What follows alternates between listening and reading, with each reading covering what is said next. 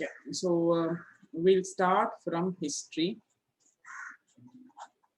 Basically, trying to start from the scratch learn what is history and the scratch learn if you want to bring the connection. History can be divided into 4 sections. Basically history we can divide into 4 sections.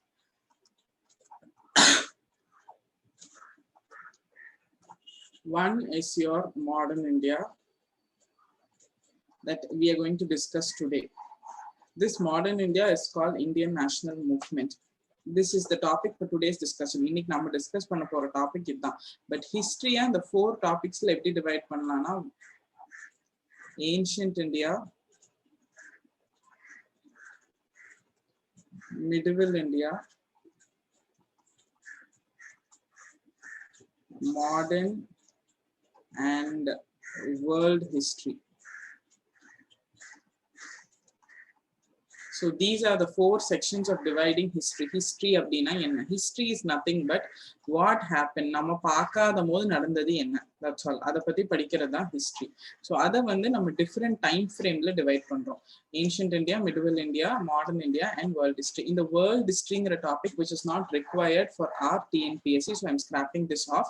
But UPSC world history but so in the ancient India, medieval India and modern India. So if the moon history divide panna, enna time basis divide pandrathu? How can we divide? On what factors? Every divide pandratna, appo idukku oru time frame irukkum. Idu varaikkum nadandhathu ancient India, idu varaikkum nadandhathu medieval India, idukapra nadandhathu modern India. Like I'm living in 2021. Enakku in the phase modern India da. Enakku oru 15 years மேல நடந்ததெல்லாம் ஞாபகம் இருக்கு. So எனக்கு அது modern India. 15 வயசுக்கு முன்னாடி ஒரு 10-12 வயசு வரைக்கும் நடந்ததெல்லாம் ஞாபகம் இருக்கு, அது மிடிவல் இந்தியா. அதுக்கு முன்னாடி நடந்ததெல்லாம் ஞாபகம் இல்ல, சின்ன குழந்தையா இருக்கும்போதுல என்ன நடந்துச்சு ஞாபகம் இல்ல. சோ அதை நான் ஏன்ஷியன்ட் இந்தியான்னு சொல்லிட முடியுமா? அப்படி நான் சொன்னேன்னா ஒருத்தருக்கு ஒரு டைம் ஃப்ரேம் இருக்கும். உங்களுக்கு ஒரு ஏன்ஷியன்ட் இந்தியா இருக்கும், இன்னொருத்தருக்கு இன்னொரு ஏன்ஷியன்ட் இந்தியா இருக்கும். சோ காமனா இந்த ஏன்ஷியன்ட் இந்தியா மிடிவல் இந்தியான்னு சொல்றதுக்கு we must have a common time frame. Common time frame universally accepted. அப்போ ஒரு common time frame அது யூனிவர்சலா அக்செப்ட் பண்ற ஒரு டைம் ஃப்ரேம் இருந்தாதான் அதுக்குள்ள நடந்த விஷயம்லாம் நம்ம ஏன்ஷியன்ட் இந்தியால படிக்க முடியும். அதுக்கு அடுத்து நடந்தது மிடிவல் இந்தியால படிக்க முடியும். சோ அந்த பேசிஸ்ல அந்த காமன் டைம் ஃப்ரேமுக்கான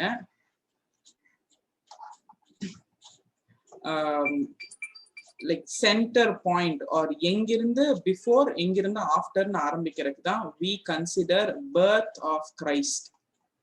இயேசு கிறிஸ்து பிறந்த நாள் அப்படிங்கிற birth of Christ தான் we take it as point of consideration. See, only I should write it on the board. Master நீங்களாம் எழுதாதீங்க, AD ABCD எல்லாம் அப்புறம் போட்டு பழகிக்கலாம். So அந்த birth of Christ அப்படிங்கிற ஒரு விஷயத்தை வச்சுதான் we are categorizing history.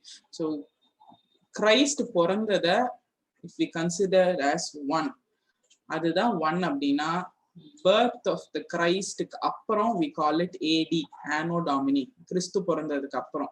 இத before Christ, BC அப்படின்னு சொல்றோம். சோ இது எக்ஸ்டெண்ட் ஆயிட்டு போயிட்டே இருக்கும். சோ 10,000 BC கூட வரலாம், அப்புறம் 5,000 BC, அப்புறம் 4,000 BC, அப்புறம் 3,000 BC, அப்புறம் 2,000 BC, 1,000 BC, 100, 50, அப்புறம் 10, 1. So this is in order of decreasing order. Okay, இதுக்கு அப்புறம் நடக்கிறது 1 ல இருந்து 2, 3, 100, 1000, 2000, 2020 and 2021. இங்க நம்ம இருக்கோம் 2021 AD ல. This is the time frame of categorizing history. இப்படிதான் நம்ம ஹிஸ்டரியை கேட்டகரைஸ் பண்றோம். சோ இந்த பீரியட்ல இப்போ நமக்கு தெரியும் ஒரு 5000 வருஷம் வரைக்கும் என்ன நடந்துச்சுன்னு தெரியும். இன்னொரு 10 வருஷம் கழிச்சு ஏதாவது ஒண்ணு கண்டுபிடிப்பாங்க. அந்த கண்டுபிடிச்சோட ஆர்கியாலஜிக்கல் எவிடன்சஸ் வச்சு பார்த்தா அது ஒரு 30,000 வருஷத்துக்கு முன்னாடி நடந்தது அப்படிங்கிற மாதிரி ஒரு எவிடன்ஸ் வரலாம். சோ அப்ப ஹிஸ்டரி போயிட்டே இருக்கும் பின்னாடி. அதனாலதான் இது அப்படியே டிக்ரீசிங் ஆர்டர்ல மேல இன்க்ரீஸ் ஆயிட்டு போயிட்டே இருக்கிறதுனால this is the reason. So this is your history's date line structure. So நம்ம center point நம்ம கிளாசிஃபிகேஷனுக்கு எடுத்துக்கிறது birth of Christ number 1. So இத பேஸ் பண்ணி தான் நம்ம மூணா பிரிக்கிறோம். ஒன்னு ஏன்ஷியன்ட் இந்தியா, இன்னொன்னு மிடிவல் இந்தியா, இன்னொன்னு modern India. So what is the time line, எப்ப இருந்து எப்பக்குள்ள நடந்தது ஏன்ஷியன்ட் இந்தியா. ஸோ இந்த டைம் லைன் தெரிஞ்சிருச்சு அப்படின்னா ரஃபா 3250 பிசி. இதுக்கப்புறமும் நிறைய பிசி இருக்குங்க, 5000 10,000 இருக்கு. பட் 3250 பிசில இருந்து இங்க 1, இங்க 2021 AD. ஸோ இந்த 3250 PC we have something very important. ஒரு ரொம்ப இம்பார்ட்டன்டான ஒரு விஷயம் நடந்துச்சு. அதுதான் இண்டஸ் வேலி சிவிலைசேஷன் ஆர் சிந்து சமவெளி நாகரிகம். ஓகே, இண்டஸ் அப்படின்னு ஒரு ரிவர் ஓடிச்சு. அந்த ரிவரோட ஆத்தங்கரையில நிறைய மக்கள் வாழ்ந்தாங்க. ஸோ இந்த டைம் நமக்கு தெரியும். இதைத்தான் நம்ம ஸ்டார்டிங் ஆஃப் ஏன்ஷியன்ட் இந்தியன் ஹிஸ்டரின்னு சொல்றோம். இங்கேதான் ஏன்ஷியன்ட் இந்தியன் ஹிஸ்டரி ஸ்டார்ட் ஆகுது அப்படின்னு நம்ம சொல்றோம். இந்த ஏன்ஷியன்ட் இந்தியன் ஹிஸ்டரி ஸ்டார்ட் ஆகிற இடத்துல இருந்து ஆல்மோஸ்ட் இந்த ஃபுல் பிசி டு இங்க 1ல இருந்து 1 பிசில இருந்து கிரைஸ்ட் பிறந்ததுல இருந்து 1000 AD வரைக்கும் we call it as ancient India. அப்போ நம்ம இன்னைக்கு 2021ல இருக்கோம். 2021னா ஒரு 1020 வருஷத்துக்கு முன்னாடி வரைக்கும் எதெல்லாம் நடந்துச்சோ அது எல்லாமே ஏன்ஷியன்ட் இந்தியா. இது எக்ஸ்டெண்ட் ஆயிட்டே போகலாம், எவ்வளவு வரைக்கும் வேணாலும் போகலாம். பட் நம்ம ரஃபா இப்போ 3000 பிசில இருந்து 1000 AD வரைக்கும் we learn this as ancient India. Okay, so in the part is not part of INM, but ancient India na என்னன்னு தெரிஞ்சுக்கிறதுக்காக சொன்னேன். Next, in the so 3250 BC roughly to 1 BC birth of Christ. So இதுக்கப்புறம் AD, so 1000 AD வரைக்கும் we call it ancient India. என்னெல்லாம் நடந்திருக்கு இதுக்கப்புறம் இந்த பீரியட்ல we call it ancient India. From 1000 AD to 1707 AD, in the period we call it medieval India. In the period we call it medieval India. Also the medieval India la irundhu 1707 AD to 1947 நம்ம freedom வாங்கின வரைக்கும் we call it modern India or Indian national movement. Okay, this is the timeline of understanding history. History na enna அப்படிங்கறதுக்கான timeline இதுதான். Hope you understood what it is. At the same point, இந்த 1707 AD தான் எல்லாருமே consider பண்றாங்களான்னா இதுல ரெண்டு different understanding இருக்கு. 1000 AD to 1707 AD is medieval India, or 1000 AD to 1857 AD is also medieval India. இது ரெண்டுமே correct தான். ஏன் இது ரெண்டுமே கரெக்ட் அப்படின்னா I'll come to that understanding. இந்த medieval India ஏன் ரெண்டு டேட் இருக்கு, 1000 AD ல இருந்து எதுக்கு 1707 வரைக்கும் இருக்கு, இல்ல 1000 இன்னும் கொஞ்சம் எக்ஸ்டெண்ட் ஆகி 1857 வரைக்கும் எதுக்கு அப்படின்னா, இங்க வந்து இந்த 1000 AD ல இருந்து கடைசியில வந்து உங்க குப்தாஸ் எல்லாம் ஸ்டார்ட் ஆகி முகல்ஸ் ரூல் பண்ணிட்டு இருப்பாங்க, முகலாய பேரரசு ரூல் பண்ணிட்டு இருப்பாங்க. 1707ஓட முகல்ஸை ரெண்டா பிரிக்கலாம், early Mughals, later Mughals. So 1707ல லாஸ்ட் ஏர்லி முகல் அவுரங்கசீப் இறந்துருப்பாரு. ஸோ அதுக்கப்புறமே மாடர்ன் இந்தியா ஸ்டார்ட் ஆயிடுச்சு அப்படின்னு சொல்றவங்க தான் 1707 AD இந்த ஃபேஸை மிடிவல் இந்தியான்னு சொல்றாங்க. பட் 1707க்கு அப்புறம் 1707ல இருந்து 1857 வரைக்கும் லேட்டர் முகல்ஸ் ரூல் பண்ணாங்க. இவங்க ரொம்ப வீக்கா இருந்தாங்க, ரொம்ப ஸ்ட்ராங் எல்லாம் கிடையாது. ஸோ அதனால 1857 வரைக்குமே மிடிவல் இந்தியா தான் அப்படின்னு ஒரு அண்டர்ஸ்டாண்டிங் இருக்கு. But both are correct. Okay, so 1857க்கு அப்புறம் மாடர்ன் இந்தியா, ஒரு 1707க்கு அப்புறம் மாடர்ன் இந்தியா. இன்னொரு இம்பார்ட்டன்ட் அண்டர்ஸ்டாண்டிங் என்னன்னா, 1000 AD to 1857 AD மிடிவல் இந்தியான்னு வச்சாலே, இந்த கிளாசிபிகேஷன் எடுத்தாலும் நமக்கு பிரிட்டிஷ் உள்ள வந்தது somewhere here around 1600. அதுக்கு முன்னாடி போர்ச்சுகீஸ் உள்ள வந்தது 1498. ஸோ இங்க இருந்தே we have to learn for Indian national movement. ஏன்னா இவங்க உள்ள வந்ததுல இருந்து நமக்கும் அவங்களுக்குமான ஸ்ட்ரகிள் ஸ்டார்ட் ஆயிடுச்சு. எஸ், ஏர்லியர் ட்ரேடுக்காக மட்டும் வருவாங்க, பட் என்னதான் ட்ரேடுக்காக வந்தாலும் அவங்களோட இன்ஃப்ளூயன்ஸ் அப்போ இருந்தே ஸ்டார்ட் ஆயிடுச்சு. அதுக்கப்புறம் 1857க்கு அப்புறம் they became strong after 1857. அப்புறம் again 1857க்கு அப்புறம் பிரிட்டிஷ் டைரக்டா இந்தியாவை ரூல் பண்ணாங்க. அண்ட் இந்தியன் நேஷனல் மூவ்மெண்ட் படி 1947ல we got freedom from British. Okay, so this is the understanding of history. Historyல இதுதான் ஒரு basic understanding of timeline. Clear? So in the Indian national movement, which is your modern India, that starts from 1498 according to Shiksha. Okay, Shiksha பொறுத்த வரைக்கும் இப்படி வச்சுக்கலாம், but யூசுவலா இது start ஆகுறது 1857 or in less cases 1707 to 1947. And your ancient India 1000 AD வரைக்கும் up to 1000 AD, and medieval India 1000 AD to 1707 AD. So these two sections, இந்த ரெண்டு செக்ஷனும் ancient India and medieval India, இந்த ரெண்டு செக்ஷனும் டிஎன்பிசி தேவையான எஸ் தேவை, which is covered in your history and culture of India அப்படிங்கிற ஒரு டாபிக் சிலபஸ்ல இருக்கு. History and culture of India அதுல கவர் ஆயிரும். இன்னைக்கு நம்ம டிஸ்கஸ் பண்ற டாபிக் ஐஎன்எம். ஸோ ஐஎன்எம்க்கு நம்ம பார்க்க வேண்டியது 1707 to 1857 or 1707 or 1857 to 1947. இதுதான் ஐஎன்எம்மோட பேசிக் history. So this part INM, Indian National Movement, இந்த டாபிக்கை நம்ம ஃபர்ஸ்ட் ஸ்பிளிட் பண்ணாலே we will understand one concept. Indian National Movement கான்செப்ட்ல இந்தியா நேஷனலா என்ன மூவ்மெண்ட் பண்ணாங்க. So national wide movement, some patriotic movement, ஏதோ ஒரு தேசப்பற்றோட ஏதோ ஒரு மூவ்மெண்ட் வந்து இந்தியா பண்ணியிருக்காங்க. எஸ், எங்க இருந்து எதுக்காக பண்ணியிருக்காங்க? To get freedom.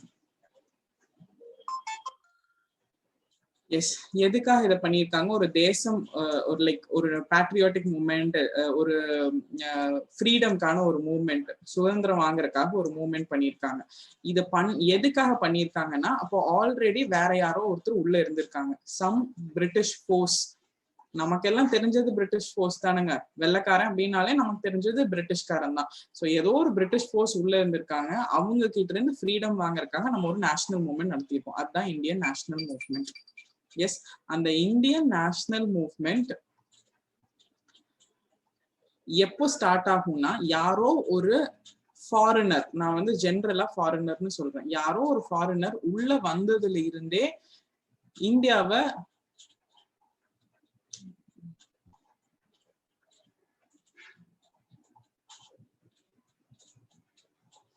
எஸ் அவங்க வந்து இந்தியாவை கொஞ்சம் கொஞ்சமா கான்குவர் பண்ண ஆரம்பிச்சிட்டாங்க.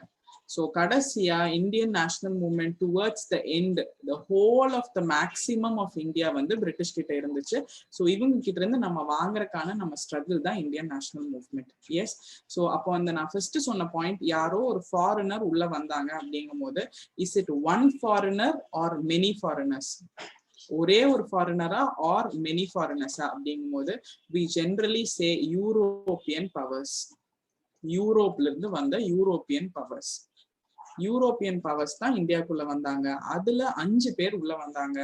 ஃபர்ஸ்ட் வந்தது போர்ச்சுகல் கண்ட்ரில இருந்து வந்த போர்ச்சுகீஸ். ரெண்டாவது வந்தது பிரிட்டிஷ். மூணாவது வந்தது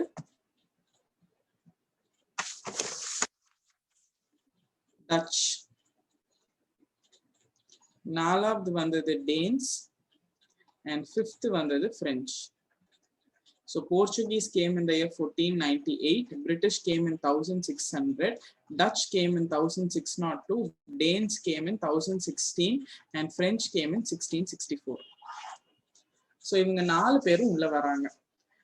இவங்க உள்ள வர்றதுக்கு முன்னாடி how was இந்தியா எப்படி இருந்துச்சு? இவங்க வந்ததுக்கு அப்புறம் தான் இந்தியாவே ஃபார்ம் ஆச்சா அப்படின்னா இல்லைங்க. இந்தியா இஸ் அ பயங்கரமான ஹெரிட்டேஜ்லயும் கல்ச்சர்லயும் ரொம்ப ரிச்சான கண்ட்ரி. இந்தியாவுக்கு அதுக்கு முன்னாடியே நிறைய ஹிஸ்டரி இருக்கு. So how was India before Europeans அப்படின்னா, இந்தியால முகல்ஸ் தான் கடைசியா ரூல் பண்ணாங்க.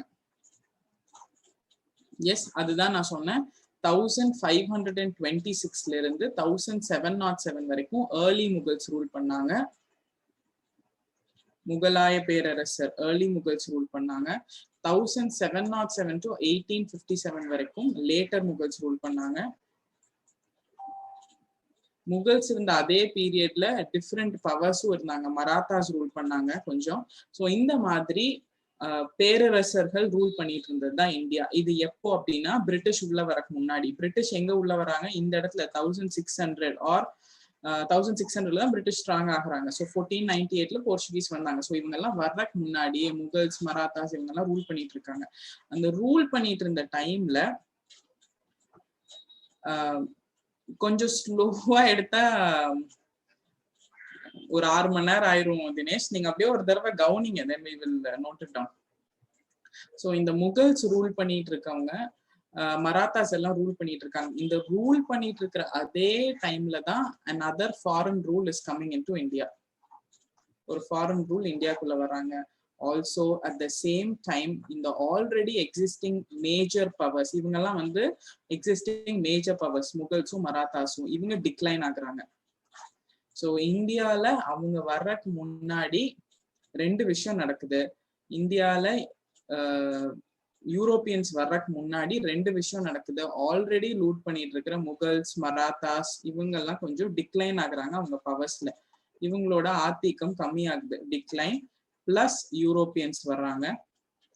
எஸ், அப்ப யூரோப்பியன்ஸ் வரும்போது முகல்ஸ் ஸ்ட்ராங்கா இருந்தா இந்தியாவை கான்குவர் பண்ண முடியாது. பட் ஆல்ரெடி முகல்ஸும் மராத்தாஸும் டிக்ளைன் ஆயிருக்காங்க. இவங்க டிக்ளைன் ஆனதுனால என்ன ஆச்சு அப்படின்னா, அங்கங்க இண்டிபெண்டன்ட் ஸ்டேட்ஸ். இது ரொம்ப சிம்பிள் கான்செப்டுங்க. இப்போ முகல்ஸ் கீழே வந்து டிக்ளைன்னா அவங்க ஆதிக்கம் குறைஞ்சிக்கிட்டே வருது. அவங்க வந்து அவங்களோட பவர் குறைஞ்சிக்கிட்டே வருது. ஸோ அந்த முகல் மராத்தாஸோட பவர் குறைஞ்சிக்கிட்டே வரும்போது அதுல இருந்து வந்து நிறைய இண்டிபெண்டன்ட் ஸ்டேட்ஸ் ஃபார்ம் ஆயிருக்கு. ஃபார் எக்ஸாம்பிள் சென்னை ரொம்ப பவர்ஃபுல்லா இருக்கு. ஸோ சென்னை, தமிழ்நாடு ரொம்ப பவர்ஃபுல்லா இருக்கு. தமிழ்நாடோட பவர் கம்மியாயிடுச்சுன்னா தமிழ்நாடுல இருந்து சென்னை தனியா ஒரு ஸ்டேட் ஆயிரும், இன்னொரு தர்மபுரி ஒரு தனி ஸ்டேட் ஆயிரும். ஸோ அந்த மாதிரி ஒரு பவர் குறையும் போது இண்டிபெண்டன்ட் ஸ்டேட்ஸ் உருவாகுது. ஸோ இந்த இண்டிபெண்டன்ட் ஸ்டேட்ஸ் உருவாகும் போது நமக்கு முகல்ஸ், மராத்தாஸ் மாதிரி ஒரு ஸ்ட்ராங் பவர் கிடையாது, ஒரு ஸ்ட்ராங்கான பவர் கிடையாது. அப்படி உருவான ஸ்டேட்ஸ் இந்த பீரியட்ல முகல்ஸும் மராத்தாஸ் எல்லாம் டிக்ளைன் ஆன பீரியட்ல ஸ்ட்ராங்கா உருவான இண்டிபெண்டன்ட் ஸ்டேட்ஸ் தான் பெங்கால். பெங்கால் அண்ட் முர்ஷித் குலி கான் அப்படிங்கிற ஒரு ரூலர் பெங்கால வந்து ஒரு இண்டிபெண்டன்ட் ஸ்டேட்டை அனௌன்ஸ் பண்றாரு. அப்புறம் Awadh, Saadat Khan, Awadh under Saadat Khan. Then we have Hyderabad under Nizam ul Mulk Asaf Jah. Nizam ul Mulk Asaf Jah. Then Carnatic under Sadatullah Khan.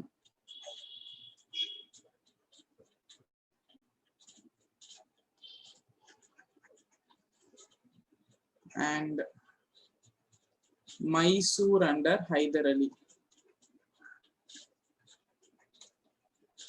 Sikhs under Ranjit Singh. Yes, so Mughal powers decline ஆனோன்னு இந்த மாதிரி independent states எல்லாம் form ஆயிடுறாங்க. So Mughal powers decline ஆகுறாங்கன்னா 1707 அப்புறம் இந்த independent states எல்லாம் form ஆகுது. அதுக்கு முன்னாடி Mughals very strong. Early Mughals வந்து ரொம்ப ஸ்ட்ராங்கா இருந்தாங்க, அவங்கள ஒண்ணுமே பண்ணவே முடியாது. ஏர்லி முகல்ஸ் அப்படின்னா யார் early Mughals? Where do I write? BHAJSA. இவங்க தான் ஏர்லி முகல்ஸ். பாபர், ஹுமாயூன், அக்பர், ஜஹாங்கீர், ஷாஜஹான், அவுரங்கசீப். இவங்க பீரியட்ல முகலாய பேரரசர் ரொம்ப ஸ்ட்ராங்கா இருந்துச்சு. இந்த பீரியட்ல ஒன்னும் டிஸ்இன்டகிரேட் ஆகல இந்தியா. இவங்களுக்கு அப்புறம் வந்த லேட்டர் முகல்ஸ் 1707 to 1857 முகல்ஸ் வந்து பவர் குறைஞ்சிருச்சு, அவங்க ஆதிக்கம் குறைஞ்சிருச்சு, டிக்ளைன் ஆக ஆரம்பிச்சிட்டாங்க. ஸோ அப்பதான் உருவான இண்டிபெண்டன்ட் ஸ்டேட் கான்செப்ட். அதே இண்டிபெண்டன்ட் ஸ்டேட்ஸ் உருவான டைம்ல தான் யூரோப்பியன்ஸும் உள்ள வராங்க. யூரோப்பியன்ஸ் உள்ள வந்து அவங்க ஸ்ட்ராங் ஆகிற டைமும் இதுவும் மேட்ச் ஆகுது. இதுதான் actual state of India. Clear? So அந்த யூரோப்பியன்ஸ்ல யார் யார் உள்ள வந்தானா அதுதான் நான் சொன்ன ஆர்டர். பிரிட்டிஷ் போர்ச்சுகீஸ்ல இருந்து ஆரம்பிச்சு Portuguese, British, Dutch, Danes, everybody.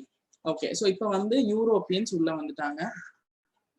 இந்தியாலையும் ஒரு ஸ்ட்ராங் கண்ட்ரோல் கிடையாது, ஸ்ட்ராங் பவர் கிடையாது. முகல்ஸோ மராத்தாஸோ அப்படி ஸ்ட்ராங் கண்ட்ரோல் கிடையாது, எல்லாம் இண்டிபெண்டன்ட் ஸ்டேட்ஸ் ஆயிடுச்சு. ஸோ யூரோப்பியன்ஸ் உள்ள ஃபர்ஸ்ட் எதுக்கு வர்றாங்க அப்படின்னா ட்ரேட் பண்றதுக்காக வராங்க, வர்த்தகத்துக்காக வராங்க. So they came to India only for trade. எதுக்காக ட்ரேடுக்கு வராங்க அப்படின்னா, எதுக்காக ட்ரேடுக்கு வராங்க? ஓகே, இதை ரிப்பீட் பண்ண சொல்லி கேட்டிருக்காங்க. பாபர், ஹுமாயூன், அக்பர், ஜஹாங்கீர், ஷாஜஹான், அவுரங்கசீப், இவங்க தான் early Mughals. You all remember badusha sweet. அந்த பாதுஷா ஸ்வீட் ஞாபகம் வச்சுக்கோங்க. அதுக்கு ஸ்பெல்லிங் இதுவா ஞாபகம் வச்சுக்கிட்டீங்கன்னா ஞாபகம் வச்சுக்கலாம். பாபர், ஹுமாயூன், அக்பர், ஜஹாங்கீர், ஷாஜஹான், அவுரங்கசீப். ஓகே, ஸோ இவங்க தான் early Mughals. Done. So Europeans first போர்ச்சுகல்ல இருந்து வாஸ்கோ ட காமா வராரு. அவர் வந்த இயர் 1498. வாஸ்கோ ட காமா அங்கிருந்து ஆரம்பிச்சு அதுக்கப்புறம் லைனா பிரிட்டிஷ் வருவாங்க இன் 1600, டச் வருவாங்க இன் 1602, டேன்ஸ் வருவாங்க இன் 1016, பிரெஞ்சு வருவாங்க இன் 1664. ஸோ இவங்கெல்லாம் எதுக்கு வந்தாங்க அப்படின்னா their sole purpose was for trade. இவங்க வந்ததுக்கான ஒரே ரீசன் வர்த்தகம் பண்றது தான். For one simple reason. எதுக்காக அப்படின்னா ஸ்பைசஸ், பெப்பர், அந்த மாதிரி ஸ்பைசஸ் எல்லாம் இந்தியால இருந்து எக்ஸ்போர்ட் பண்ணிட்டு போறதுக்கு. எக்ஸ்போர்ட் பண்ணிட்டு போனா அங்க வந்து அவங்களால நிறைய ரேட்டுக்கு அதை விற்க முடியும். ரெண்டாவது, அது ஒரு கான்டினென்டல் கிளைமேட், ரொம்ப குளிரான ஒரு பிரதேசம். இந்தியால இருந்து வாங்கிட்டு போறது அவங்க வந்து அதை சேவ் பண்ணி வச்சு டிசம்பர்ல வின்டர் டைம்ஸ்ல அதை வந்து சாப்பிட முடியும். அப்படிங்கறதுனாலதான் தே காட் இந்த யூரோப்பியன்ஸ் வந்து ட்ரேடுக்காக வந்தாங்க. And it is still believed in history. Vasco ட காமா ஆக்சுவலா 3 தடவை வருவாரு இந்தியா. 3 times வருவாரு. First, second, third. 1498, 1501, 1523, 24. ஸோ இந்த மாதிரி 3 டைம் வருவாரு. அந்த 3வது டைம் அவர் இந்தியால தான் இறந்துருவாரு 3வது தடவை வரும்போது. ஸோ அவர் வந்துட்டு இங்க வந்து வாங்கிட்டு போனதை அவர் அங்க 60 டைம் எக்ஸ்ட்ரா வித்தாரு. 60 times ப்ராஃபிட்டுக்கு அவர் அங்க வித்தார். அந்த அளவுக்கு இந்தியா வந்து அவ்வளோ செல்வமா, அவ்வளோ வளமையா, அவ்வளோ சூப்பரா, அவ்வளோ செரீனா இருந்திருக்கு இந்தியா. ஸோ இங்க வாஸ்கோ ட காமா வந்தபோது அவர் ஃபர்ஸ்ட் எங்க வந்தாரு அப்படின்னா கேலிக்கட். இப்போ நம்ம வந்து வி கனெக்ட் டு ஃபிளைட் அந்த மாதிரி எல்லாம் இப்போ நம்ம கண்ட்ரி விட்டு கண்ட்ரி போறோங்க. பட் அப்ப அப்படியெல்லாம் கிடையாது. இந்தியா இங்க யூரோப் இருக்குன்னா there only way was sea route. So Indian Ocean வழியா தான் வருவாங்க.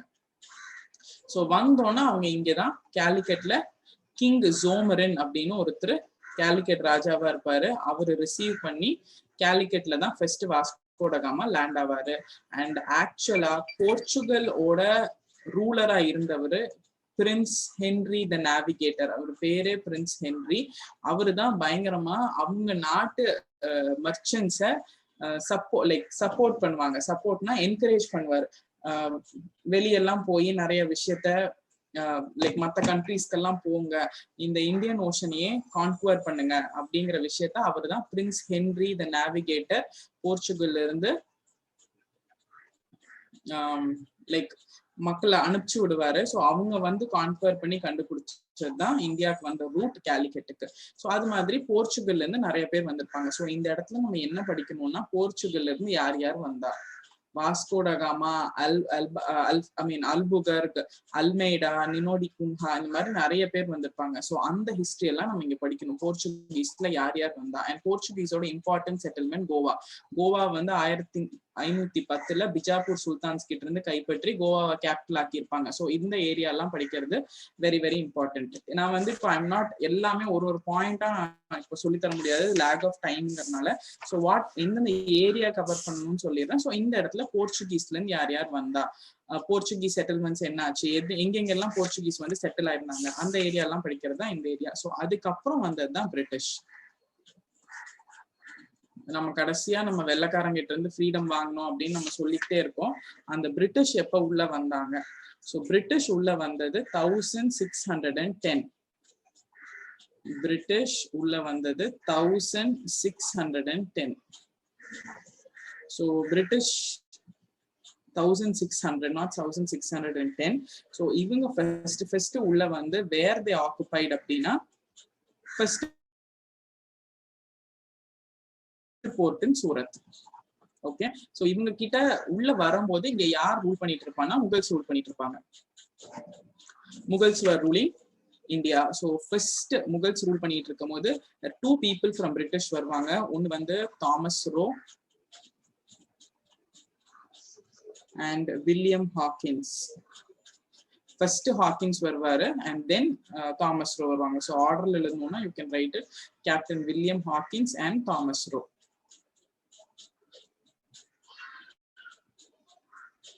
Captain William Hawkins and Thomas Roe.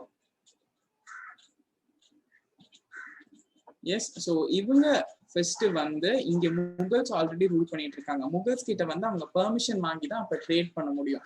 So permission வாங்கினது வந்து முகலோட ஒரு இம்பார்ட்டன்ட் ரூலர் ஜஹாங்கீர் கிட்ட. நம்ம ஆல்ரெடி அந்த ஆர்டர்ல பார்த்தோம். ஸோ இந்த ஜஹாங்கீர் கிட்ட அவங்க பெர்மிஷன் வாங்கி, அந்த பெர்மிஷன் பேரு ஃபர்மான். இந்த பெர்மிஷன் வாங்கி they will start to trade. முதல்ல பெர்மிஷன் தரமாட்டாங்க, அதுக்கப்புறம் பெர்மிஷன் தருவாங்க. அது ஏன் தரமாட்டாங்கன்னா அதுக்கு பின்னாடி இருக்க கதை. ஆல்ரெடி போர்ச்சுகீஸ் உள்ள இருக்காங்க இல்லைங்களா? ஸோ போர்ச்சுகல் ஆல்ரெடி உள்ள இருக்காங்க. 1498 போர்ச்சுகல் இருக்காங்க. ஸோ பிரிட்டிஷ்க்கு வந்து பெர்மிஷன் ஜஹாங்கீர் கொடுக்காததுக்கான ரீசன் போர்ச்சுகலோட இன்ஃப்ளூயன்ஸ். போர்ச்சுகலோட இன்ஃப்ளூயன்ஸ் இருக்கிறதுனால அவர் பெர்மிஷன் தரமாட்டாரு. அதுக்கப்புறம் ஒரு போர்ச்சுகலுக்கும் பிரிட்டிஷுக்கும் ஒரு போர் நடக்கும். அதுல பிரிட்டிஷ் ஜெயிச்சிருவாங்க.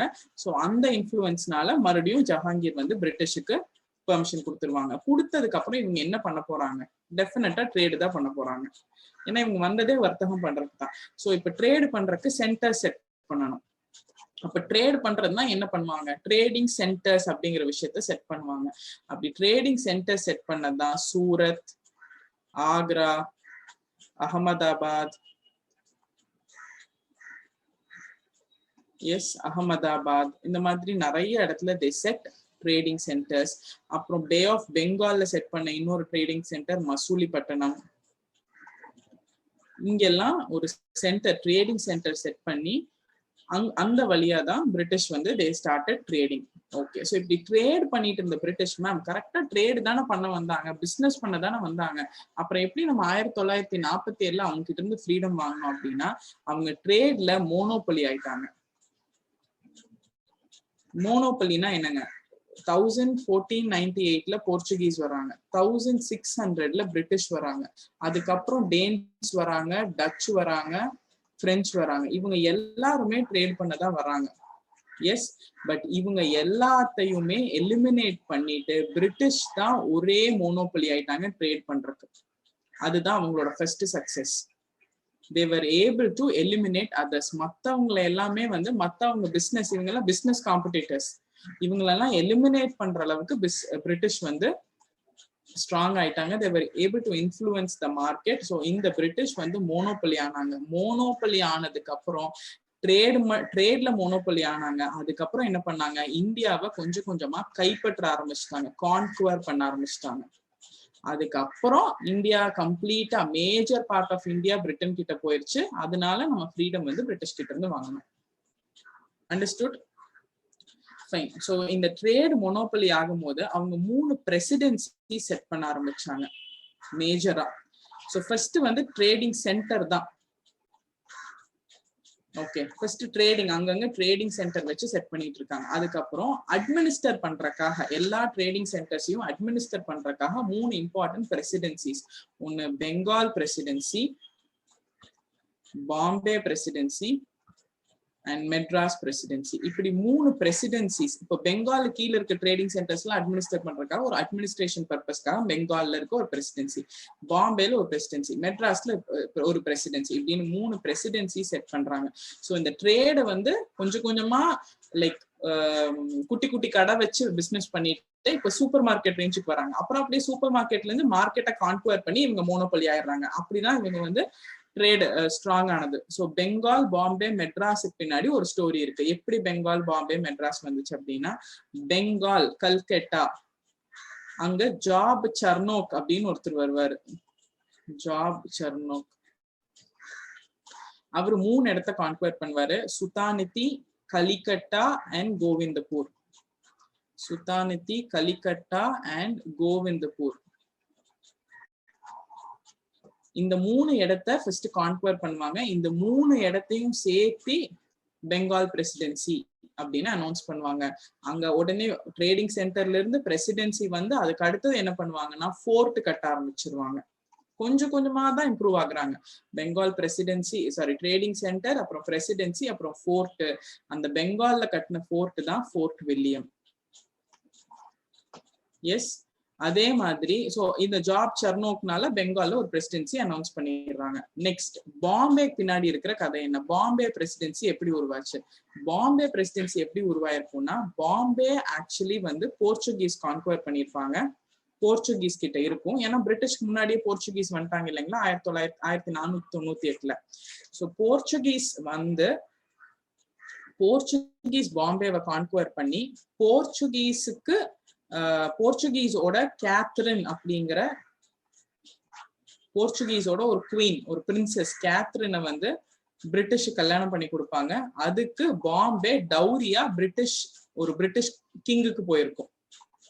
ஒரு பிரிட்டிஷ் கிங்குக்கு வரதட்சணையா பாம்பே வந்து பிரிட்டிஷ்காரங்கிட்ட இருக்கும். Correct?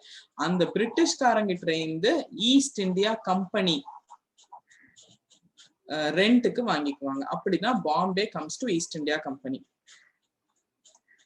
You understood what is the point? So ஒரு போர்ச்சுகல் கிங்கு கிட்ட இருந்து பிரிட்டிஷ் கிங்குக்கு போய் பிரிட்டிஷ் கிங்ல இருந்து ஈஸ்ட் இந்தியா கம்பெனிக்கு போயிடும். ஈஸ்ட் இந்தியா கம்பெனி ரெண்டுக்கு வாங்கிக்குவாங்க. இப்ப இங்க ஒரு அண்டர்ஸ்டாண்டிங் என்னன்னா, பிரிட்டிஷ் வேற, பிரிட்டிஷ் ஈஸ்ட் இந்தியா கம்பெனி வேறையானா? ஆமாங்க, ரெண்டும் வேற. பிரிட்டிஷ் அப்படிங்கிறது British crown. Yes, British crown வந்து வேற. நல்லா இருக்கா டயக்ராம்? எஸ், பிரிட்டிஷ் கிரவுன் வந்து வேற. 3 ஜெம், கோஹினூர் டைமண்ட் எல்லாம் வச்சு ஒரு கிரவுன் வச்சிருக்காங்க, பிரிட்டிஷ் கிரவுன். அவங்க கிட்ட இருந்து ஒரு கம்பெனி, ஒரு மர்ச்சன்ட்ஸ் எல்லாம் சேர்ந்து, ட்ரேட் பண்றவங்க, வர்த்தகம் பண்றவங்க எல்லாம் சேர்ந்து போய் இவங்க கிட்ட பெர்மிஷன் வாங்கி ஒரு கம்பெனி ஒண்ணு ஸ்டார்ட் பண்றாங்க. அந்த கம்பெனி பேரு East India Company or John Company. So இப்போ இந்தியாவில் இந்த ட்ரேடு பண்ணிட்டு பிரசிடென்சி ஃபார்ம் பண்ணிட்டு கான்குவர் பண்ணிட்டு இருக்கிறது ஈஸ்ட் இந்தியா கம்பெனி தான், டைரக்ட் பிரிட்டிஷ் கிடையாது.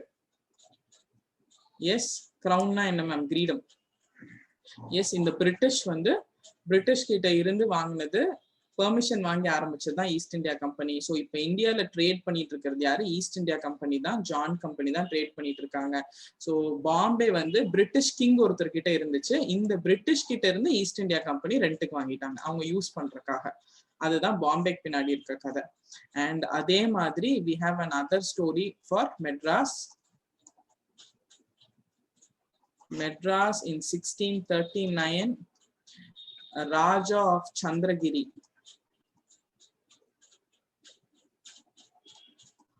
வெங்கடபதி நாயக். வெங்கடபதி நாயக்கிட்ட இருந்து லீஸுக்கு வாங்கினதுதான் ராஜா. சென்னப்ப நாயக்கர் அப்படின்னு நம்ம சொல்லுவோம். சென்னப்ப நாயக்கர் வந்து வெங்கடபதி நாயக்கோட அப்பா. சோ அவர் அந்த லீஸு கொடுக்கும் போது எங்க அப்பாவோட பேர் சென்னப்பட்டினம்னு வைங்க. சோ அது சென்னப்ப நாயக்கிட்ட இருந்து வாங்கின மாதிரி சில புக்ஸ்லயும் வெங்கடபதி நாயக்கு தான் கொடுத்தாருங்கிறதும் ஹிஸ்டரி. ஓகே, சோ அந்த மாதிரி வந்ததுதான் மெட்ராஸ் அண்டர் பிரிட்டிஷ். இந்த மெட்ராஸ்ல கட்டின ஃபோர்ட் தான் ஃபோர்ட் சென்ட் ஜார்ஜ். இன்னைக்கும் அந்த ஃபோர்ட் இருக்கு. ஓகே, சோ இப்பதான் பிரிட்டிஷ் கொஞ்சம் கொஞ்சமா ட்ரேடிங்க்கு வந்து பிரசிடென்சியை லான்ச் பண்ணிட்டு இருக்காங்க. பிரசிடென்சி லான்ச் பண்ணும் போதே they became very strong. Done. So this is the structure how British and Portuguese came. இதே மாதிரி சிமிலரா உள்ள வந்தவங்க தான் touch, dance and French. So இப்போ என்னன்னா பிரிட்டிஷ் வந்து சுப்பீரியர் பவர், மோனோபலி ஆகுறாங்க. மோனோபலி ஆகும் போது நான் ஆல்ரெடி சொன்ன பாயிண்ட் என்னன்னா, டேன்ஸ, டச்ச, பிரெஞ்ச எல்லாத்தையுமே இவங்க வந்து எலிமினேட் பண்ணிடுறாங்க மார்க்கெட்ல இருந்து. இல்ல இவங்களெல்லாம் தோக்கடிச்சுட்டு தான் பிரிட்டிஷ் பிகம் சக்சஸ்ஃபுல். ஸோ 2 விஷயம் நடக்கணும். இவங்களே ஈஸியா they can கான்குவர் எப்படி கான்குவர் பண்ணணும்னா இவங்க எல்லாம் யூரோப்பியன்ஸ்ல இருந்து வந்தவங்க. ஸோ கொஞ்சம் பேர் கூட ஃபைட் பண்ணி ஜெயிச்சிருவாங்க, இன்னும் கொஞ்சம் பேர் அவங்களே அவங்க செட்டில்மெண்ட்ஸை பிரிட்டிஷ்க்கு வித்துட்டு போயிருவாங்க. இது 2 விஷயம் நடக்கும். இதை பத்தி நான் ஏன் டீட்டெயிலா சொல்லலைன்னா இது இந்தியன் நேஷனல் மூவ்மெண்டோட கவர் ஆகாது, பட் எப்படி உள்ள வந்தாங்கிறதுக்காக நம்ம படிக்கிற விஷயம் தான். But at the same time பிரிட்டிஷ்க்கு ஈக்குவலா டஃப் கொடுத்தது French. Danes and Dutch are not a big problem, but பிரிட்டிஷ்க்கு ஈக்குவலா டஃப் கொடுத்தது பிரெஞ்சு. ஸோ இப்போ பிரிட்டிஷ்க்கு இருக்கிற 2 பிரிட்டிஷ் அப்படின்னு நான் சொல்றது British East India Company. So B இப்படி ஒரு ரவுண்ட் போட்டா பிரிட்டிஷ் ஈஸ்ட் இந்தியா கம்பெனிக்கு இருக்க 2 ப்ராப்ளம்ஸ். ஒன்னு அவங்களோட கவுண்டர் பார்ட்ஸ், அவங்க கூட வந்தவங்கள கவுண்டர் பார்ட்ஸை தோக்கடிக்கிறது, பிளஸ் இந்தியாவில் சுப்ரீம் ஆகிறது. இது 2 தான் இவங்களுக்கு இருக்கிற மேஜர் ப்ராப்ளம். கரெக்ட்? இதுதானுங்க 2 டாஸ்க். இந்த 2 டாஸ்க்கும் இதாயிருச்சுன்னா பிரிட்டிஷ் ரூல் இன் இந்தியா வந்துடும். இந்த பிரிட்டிஷ் ரூல் இன் இந்தியா வந்ததுக்கு அப்புறம் இந்தியன்ஸ் இவங்க கிட்ட பிரிட்டிஷ் கிட்ட ஃபைட் பண்ணி வாங்கினதுதான் ஃப்ரீடம். இதுதான் ஸ்ட்ரக்சர். கிளியர்? டன். இப்போ இந்த கவுண்டர் பார்ட்ஸ்ல very important counter part are tough கொடுத்த கவுண்டர் பார்ட் பிரெஞ்சு தான். கம்பேரிட்டிவ்லி அதர்ஸை கம்பேர் பண்ணும்போது, டேன்ஸ் டச் எல்லாம் கம்பேர் பண்ணும்போது ரொம்ப டஃப் கொடுத்தது பிரெஞ்சு தான். அண்ட் இந்தியா பிரெஞ்சுக்கு அடுத்தது டஃப் கொடுத்தது Indian rulers. S, Indian rulers பெங்கால்ல எல்லாம் முர்ஷித் குலி கான் அவங்க ஃபேமிலி ரூல் பண்ணிட்டு இருக்காங்க. ஸோ அவங்கள எல்லாமும் தோக்கடிச்சாதான் இந்தியாவில இவங்க சூப்பர் பவர் ஆக முடியும். ஸோ இந்த 2 விஷயத்த பண்ணி தான் இந்தியாவில பிரிட்டிஷ் ஸ்ட்ராங் ஆனாங்க, பிரிட்டிஷ் இந்தியாவை ரூல் பண்ணாங்க. அதுக்கப்புறம் நம்ம அவங்க கிட்ட ஃப்ரீடம் வாங்கி 1947 ஃப்ரீடம் வாங்கிட்டு 1950 இருந்து டெமோக்ராட்டிக் சாவரன் ரிப்பப்ளிக்கா இந்தியாவை வச்சிருக்கோம். Yes, so these 2 things are there. British versus French and British versus Indian rulers. So in the British versus French க்கு நம்ம என்னென்ன வார் எல்லாம் சண்டை போட்டு எப்படி எல்லாம் ஜெயிச்சு பிரிட்டிஷ் ஸ்ட்ராங் ஆனாங்க அப்படிங்கறது தான் புரிஞ்சுக்கணும். அண்ட் இன்னொரு விஷயம் இதுல அண்டர்ஸ்டாண்ட் பண்ணிக்கிறது என்னன்னா, பிரிட்டிஷும் பிரெஞ்சும் தே டோன்ட் ஃபைட் ஸ்ட்ரெயிட். டைரக்டா இவங்க 2 பேரும் சண்டை போட்டுக்க மாட்டாங்க, பிரிட்டிஷும் பிரெஞ்சும். இந்தியன் மூலியமா பிரிட்டிஷும் பிரெஞ்சும் சண்டை போட்டுக்குவாங்க. இந்தியன்ஸ்க்கு ஒரு குரூப் ஆஃப் இந்தியன்ஸ்க்கு பிரிட்டிஷ் ஃபைட் பண்ணுவாங்க, ஒரு குரூப்புக்கு பிரெஞ்சு சப்போர்ட் பண்ணுவாங்க. ஸோ பிரிட்டிஷ் சப்போர்ட் பண்ற இந்தியன்ஸ் ஜெயிச்சுட்டா இந்தியன்ஸ் வந்து சுப்பீரியர் ஆயிடுவாங்க, பிரெஞ்சு எலிமினேட் பண்ணிடுவாங்க. இல்ல பிரெஞ்சு சப்போர்ட் பண்ற இந்தியன் கேங் ஜெயிச்சிருச்சுன்னா பிரிட்டிஷ் வந்து ஸ்ட்ராங் ஆயிடுவாங்க. என்ன மேம் இது எனக்கு புரியல அப்படின்னு நீங்க சொன்னீங்கன்னா, அது நடந்ததுதான் ஆங்கிலோ கர்நாடிக் வார். இந்த ஆங்கிலோ கர்நாடிக் வார்ல there are totally 3 Carnatic wars. Yes, இந்த ஆங்கிலோ கர்நாடிக் வார்ல பிரிட்டிஷும் பிரெஞ்சும் they don't fight டைரக்டாலாம் பிரிட்டிஷும் பிரெஞ்சும் சண்டை போடல. எப்படி சண்டை போட்டாங்கன்னா, எங்கெல்லாம் ஒரு ஆப்பர்ச்சுனிட்டி வருமோ இந்தியால, whenever there is an opportunity in India, அதை பிரிட்டிஷும் பிரெஞ்சும் யூஸ் பண்ணிக்குவாங்க.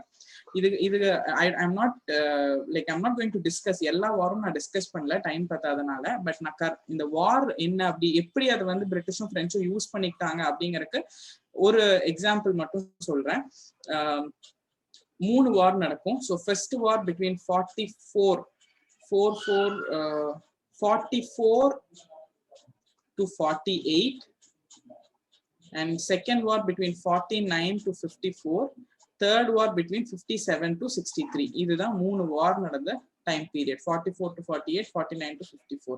ஸோ இந்த வார்ல ஃபர்ஸ்ட் வார்க்கான ரீசன், ஆஸ்திரியால ஒரு வார் நடக்கும், யூரோப்ல ஆஸ்திரியால ஒரு வார் நடக்கும். அந்த வாரோட ரிஃப்ளெக்ஷன்ல இங்க பிரிட்டிஷ் ஆர்காட் அப்படின்னு ஆல்ரெடி சொன்னேன் இல்லைங்களா, இண்டிபெண்டன்ட் ஸ்டேட் ஒன்னு இருக்குன்னு, அந்த ஆர்காட் நவாபுக்கு பிரிட்டிஷ் சப்போர்ட் பண்ணுவாரு.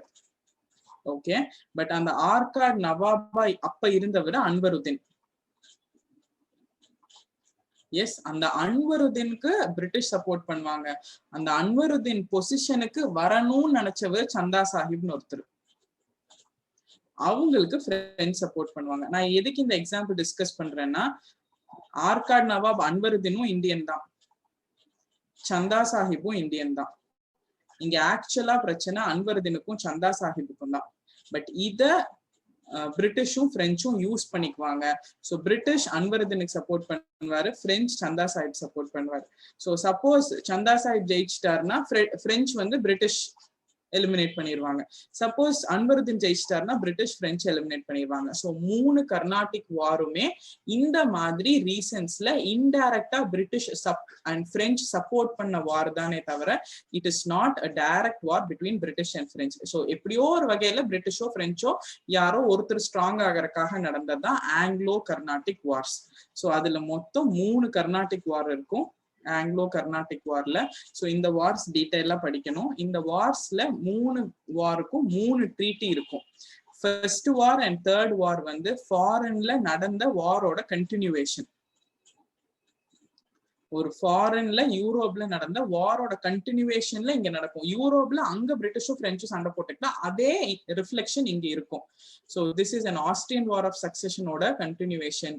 இந்த வார் வந்து 7 years வார் இன் யூரோப்ல ஒரு 7 வருஷம் வார் நடக்கும், அதோட கண்டினியூவேஷன்ல.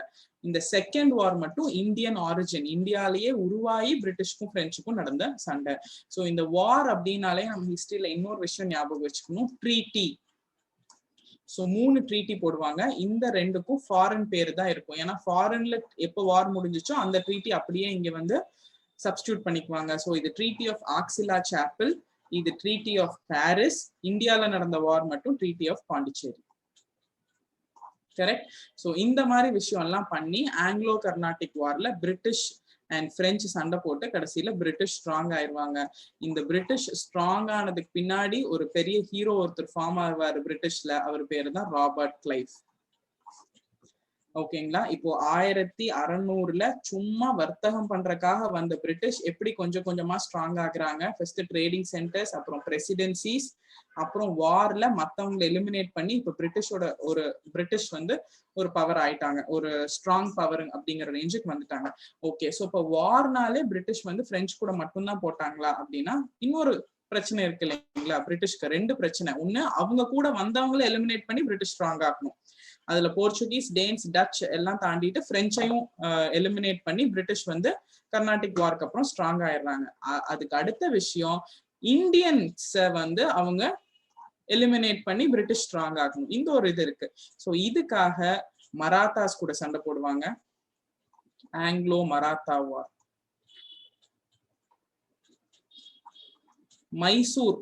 மைசூர் சமஸ்தானம் அப்படிங்கிற ஒரு தனி நாடு இருக்கும். ஸோ மைசூர் சமஸ்தானம் உடையார் டைனாசிட்டி ரூல் பண்ணிட்டு இருப்பாங்க. அதுல ஹைதர் அலி, திப்பு சுல்தான்லாம் அவங்க உடையார் டைனாசிட்டியில இருந்த important general, army general rulers. So அவங்க கூட சண்டை போடுவாங்க. ஆங்கிலோ மைசூர் வார். இது மட்டும் தானா மேம் அப்படின்னா சீக்ஸ் கூட சண்டை போடுவாங்க. ஆங்கிலோ சீக் வார் நடக்கும். பர்மீஸ் கூட சண்டை போடுவாங்க பக்கத்துல, ஆங்கிலோ பர்மீஸ் வார் நடக்கும். நேபாள் கூட சண்டை போடுவாங்க, ஆங்கிலோ நேபாள் வார் நடக்கும். இந்த மாதிரி எல்லா வாரும் முடிஞ்சு பிரிட்டிஷ் வந்து இந்தியன்ஸையும் எலிமினேட் பண்ணி சுப்ரீம் ஆயிருவாங்க. பட் இனிமேல் பிரிட்டிஷ் தான் அப்படின்னு ப்ரூவ் ஆனது 2 வார். இதெல்லாம் நடக்குங்க. இதெல்லாம் நடந்து பிரிட்டிஷ் ஸ்ட்ராங் ஆயிருவாங்க. இந்த வார்லாம் நம்ம டிஎன்பிசி படிக்க தேவையில்லை. அட்லீஸ்ட் மராத்தாஸ் அண்ட் மைசூர் மட்டும் ட்ரீட்டி ஞாபகம் வச்சுக்கிட்டா போதும். பட் எஸ், இதெல்லாம் நடக்கும். It's long process. எப்படி பிரிட்டிஷ் ஸ்ட்ராங் ஆனாங்கிறது ஒரு லாங் ப்ராசஸ். ஸோ ஃபைனலா பிரிட்டிஷ் ஸ்ட்ராங் ஆனது ஆஃப்டர் 2 இம்பார்ட்டன்ட் வார். ஒன்னு பேட்டில் ஆஃப் பிளாசே அண்ட் இன்னொன்னு பேட்டில் ஆஃப் பக்சார். இது 1757, இது 1764. இந்த 2 வாரும் தான் ரொம்ப இம்பார்ட்டன்ட் வார். ஏன்னா இந்த 2 வார்லயும் British directly versus Indian rulers. Indian ரூலர்ஸ்னா பெங்கால ரூல் பண்ணிட்டு இருந்த டைரக்ட் ரூலர்ஸோட ஃபைட் பண்ணி பேட்டில் ஆஃப் பிளாசேலையும் பக்சார்லயும் பிரிட்டிஷ் ஒன் த பேட்டில். இதுக்கப்புறம் தான் பிரிட்டிஷ் ரூலர்ஸா எமர்ஜ் ஆகுறாங்க. ஆட்சியாளர்களா எமர்ஜ் ஆனது இதுக்கு அப்புறம் தான். இதுக்கு முன்னாடி வரைக்கும் ட்ரேட் பிசினஸ் மேனா தான் ஸ்ட்ராங் ஆகுறாங்க. ஓகே. இந்த பேட்டில் ஆஃப் பிளாசே அண்ட் பக்சார்ல நிஜமாவே இந்தியன்ஸ் தோத்துட்டாங்களா அப்படின்னா நான் இந்த இடத்துல சொல்லியே ஆகணும். இந்தியன்ஸ் அவ்வளவு மோசம் கிடையாது. பிரிட்டிஷ் கிட்ட தோக்கெல்லாம் இல்ல. we were betrayed in the battle. இந்தியன்ஸ்னாலேயே பிட்ரே பண்ணப்பட்டாங்க. பிட்ரேனா சீட் பண்ணப்பட்டாங்க. இந்தியன்ஸ் வந்து இன்னும் பல இந்தியன்ஸ்னாலேயே சீட் பண்ணப்பட்டாங்க. ஸோ பெங்கால் ரூலர்ஸ் தோக்குற அளவுக்கு எல்லாம் மோசமான ரூலர்ஸ் கிடையாது. இந்தியன்ஸ் வேற சூப்பர் பவர் தான். பட் பிரிட்டிஷ் இன்னும் சில இந்தியன்ஸோட ஜாயின் பண்ணி இந்தியன் ரூலர்ஸை தோக்கடிச்சாங்க. So battle of Plassey and Buxar, battle of betrayal அப்படின்னு தான் நான் சொல்லுவேன். ஏன்னா நம்ம ரூலர்ஸ் அவ்வளோ ஸ்ட்ராங்கா இருந்தாங்க. இந்த battle of Plassey and Buxar நீங்க ரொம்ப ஸ்ட்ராங்கா படிச்சீங்கன்னா உங்களுக்கு புரியும். அதுல இருந்த இந்தியன் ரூலர்ஸ் பிரிட்டிஷர்ஸையே போய் தூக்கிட்டு வந்து ஒரு ரூம்குள்ள போட்டு பூட்டி வச்சு கொல்ற அளவுக்கு strong. What incident is that? அந்த இன்சிடென்ட் பேரு பிளாக் ஹோல் ட்ராஜடி. ரூலர் பேர் யாருங்க? the strongest Indian ruler, Sirajuddaulah. பிரிட்டிஷர்ஸையே போய் அவர் அவங்க வந்து பெர்மிஷன் வாங்காம ஃபோர்ட் கட்டுறாங்க, பெர்மிஷன் வாங்காம ட்ரேட் பண்றாங்கன்னு ஒரு 146 பிரிட்டிஷர்ஸையே தூக்கிட்டு வந்து ரூம்குள்ள போட்டு லாக் பண்ணி அதுல 123 பேர்த்த அந்த சொஃபகேஷன்லயே இறந்துருவாங்க. அந்த அளவுக்கு Sirajuddaulah was a strong ruler. Bengal ruler அவ்வளோ ஸ்ட்ராங். அப்புறம் எப்படி மேம் பிரிட்டிஷ் ஜெயிச்சாங்க, அதுக்கப்புறம் ரூலர்ஸ் ஆனாங்கன்னா சிராஜுத்தௌலாவை கூட இருந்த இந்தியன்ஸே சீட் பண்ணிட்டாங்க. இந்த பேட்டில் ஆஃப் பிளாசேல கூட ஒரு 4 பேர் இருப்பாங்க, Mir Jaffer, ஆமிச்சந்த், Rai துர்லப் and Mir Jafar, Amichand, Rai Durlab, and what is the other person's name? I forgot the other person's name. 4 பேர். Somebody help me out. Jagat Seth, thank you. Jagat Seth. இவங்கெல்லாம் British கூட join பண்ணிட்டு, இவங்கெல்லாம் Indians. யாருக்கு support பண்ண வேண்டிய Indians? சிராஜுத்தௌலாக்கு support பண்ண வேண்டிய இந்தியன்ஸ். பட் இவங்க 4 பேரும் பிரிட்டிஷ் கூட சேர்ந்துட்டு they cheated Sirajuddaulah in the battle. Yes, so Siddhartha was the Nawab. இப்படிதான் Bengal and Battle of Plassey and Buxarla British became rulers. And in the Battle of Plassey and Buxarla போட்ட important treaty after Battle of Buxar in 1765, Treaty of Allahabad. Treaty of Allahabad. In the Treaty of Allahabad மூலமா தான் Bengal, Bihar and ஒரிசாவோட diwani rights பிரிட்டிஷுக்கு போகும். Diwani rights அப்படின்னா tax collect பண்ணிக்கிற எல்லா ரைட்ஸும் அவங்களுக்கு போகும். So வருமானம் டைரக்டா பிரிட்டிஷ்க்கு போக ஆரம்பிச்சது ஆஃப்டர் திஸ் தான். Okay, so this is the structure. எப்படி நம்ம வந்து பிரிட்டிஷ் நம்மளை கான்குவர் பண்ண ஆரம்பிச்சாங்க அப்படின்னு. ஓகே, ஸோ இப்போ பிரிட்டிஷ் ஈஸ்ட் இந்தியா கம்பெனி இந்தியாக்குள்ள வந்துட்டாங்க. பிரிட்டிஷ் ஈஸ்ட் இந்தியா கம்பெனி இந்தியாக்குள்ள வந்துட்டாங்க. இப்போ வந்து ட்ரேடர்ஸ்ல இருந்து ரூலர்ஸா மாறிட்டாங்க after battle of Plassey and Buxar. So battle of Plassey and Buxar ரொம்ப ரொம்ப ரொம்ப இம்பார்ட்டன்ட் திங். ஸோ இந்த பேட்டில் ஆஃப் பிளாசே அண்ட் பக்சாருக்கு அப்புறம் இவங்க உள்ள வந்ததுக்கு அப்புறம் இப்போ இவங்களோட ரோல் என்ன? அட்மினிஸ்ட்ரேஷன் பண்றது. கரெக்டுங்களா? இப்போ அடுத்து என்ன பண்ண ஆரம்பிப்பாங்க? அட்மினிஸ்ட்ரேஷன் பண்ண ஆரம்பிப்பாங்க. அட்மினிஸ்ட்ரேஷன் பண்ணும் போது நிறைய லாஸ், நிறைய ஆக்ட்ஸ் அதெல்லாம் கொண்டு வர ஆரம்பிப்பாங்களா? எஸ். ஸோ அப்படி வந்து British East India company implement பண்ண administration and British East India கம்பெனிக்கு வந்த ஆக்ட்ஸ் தான் regulating act of 1773.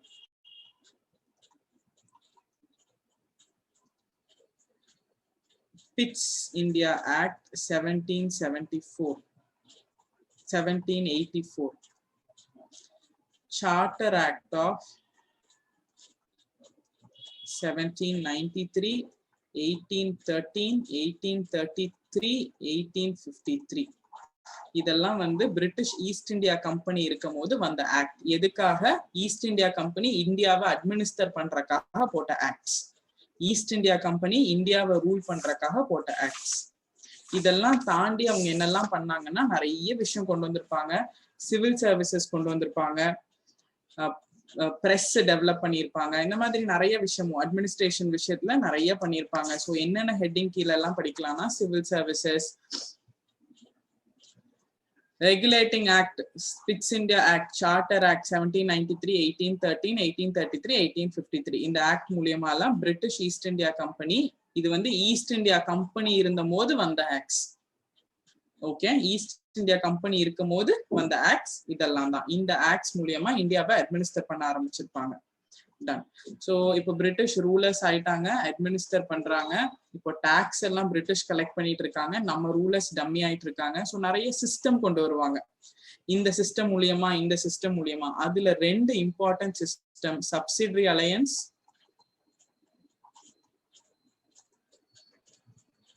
and doctrine of lapse.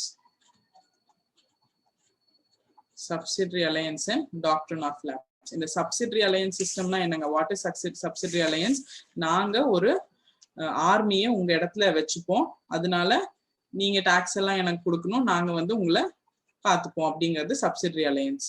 நாங்க உங்களை வந்து மற்ற ஃபாரினர்ஸ் கிட்ட இருந்தும் மற்ற ரூலர்ஸ் கிட்ட இருந்தும் உங்களை காப்பாத்துறதுக்காக நாங்க கொண்டு வர சிஸ்டம் தான் சப்சிடரி அலையன்ஸ். சப்சிடரினா subsidiary under the British, British கீழே நம்ம போறக்கான ஒரு சிஸ்டம் சப்சிடரி அலையன்ஸ் சிஸ்டம். இந்த மாதிரி நிறைய சிஸ்டம் கொண்டு வந்திருப்பாங்க. அப்ப என்னன்னா ஒரு பிரின்ஸ்லி ஸ்டேட்டை ப்ரொடெக்ட் பண்றதுக்காக, ஒரு பிரின்ஸ்லி ஸ்டேட்டை ப்ரொடெக்ட் பண்றதுக்காக பிரிட்டிஷ் அவங்க ஆர்மியை கொண்டு வந்து நம்ம ஸ்டேட்ல வச்சிருவாங்க. எஸ், நம்ம ஸ்டேட்ல வச்சிருவாங்க. அந்த ஆர்மிக்கு நம்ம தான் ஃபுல்லா பே பண்ணணும், எல்லாமே பண்ணணும். பிரிட்டிஷ் நம்மள ப்ரொடெக்ட் பண்ணுவாங்க. Doctrine of lapse, okay, subsidiary system கொண்டு வந்தது Lord Wellesley. And doctrine of lapse கொண்டு வந்தது Dalhousie. Dalhousie.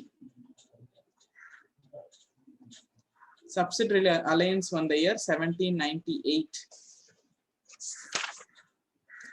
and doctrine of lapse வந்தது 1848. Subsidiary alliance மூலியமா first annex ஆன state ஹைதராபாத், second தஞ்சாவூர், மூணாவது Awadh. and doctrine of lapse மூலியமா first annex ஆனது சத்தாரா மகாராஷ்டிரால, and Jaipur and Sambalpur.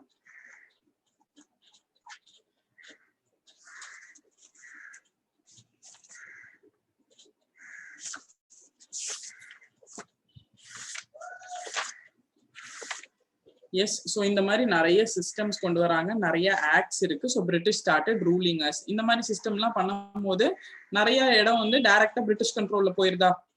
S, இந்த ஃப்ளோ உங்களுக்கு புரியுதா? எதுக்காக பிரிட்டிஷ் கிட்ட நம்ம கடைசியா ஃப்ரீடம் வாங்குறோம் அப்படின்னு. டாக்ட்ரின் ஆஃப் லேப்ஸ்னா உங்களுக்கு ஒரு பயாலஜிக்கலா உங்களுக்குன்னு சொந்தமா ஒரு பையன் இல்ல, உங்களுக்குன்னு சொந்தமா ஒரு வாரிசு இல்லை அப்படின்னா அந்த வாரிசு இல்லாத நிலத்துக்கு இடம் எல்லாம் வந்து அந்த ராஜாவோட இது எல்லாமே வந்து பிரிட்டிஷுக்கு போயிடும். அதுதான் டாக்ட்ரின் ஆஃப் லேப்ஸ், டல்ஹவுசி கொண்டு வந்த சிஸ்டம். ஸோ இந்த ரெண்டு சிஸ்டம் கொண்டு வராங்க. பிளஸ் அஃப்கோர்ஸ் நிறைய லேண்ட் ரெவென்யூ சிஸ்டம்ஸ் கொண்டு வராங்க. ஸோ லேண்ட் ரெவென்யூ எப்படி வந்து டாக்ஸ் கலெக்ட் பண்றது அப்படிங்கறதுக்காக லேண்ட் ரெவென்யூ சிஸ்டம் நிறைய கொண்டு வராங்க. அந்த லேண்ட் ரெவென்யூ சிஸ்டம் தான் ryotwari, Mahalwari and zamindari systems. Yes, in the zamindari system பேர் தான் permanent settlement.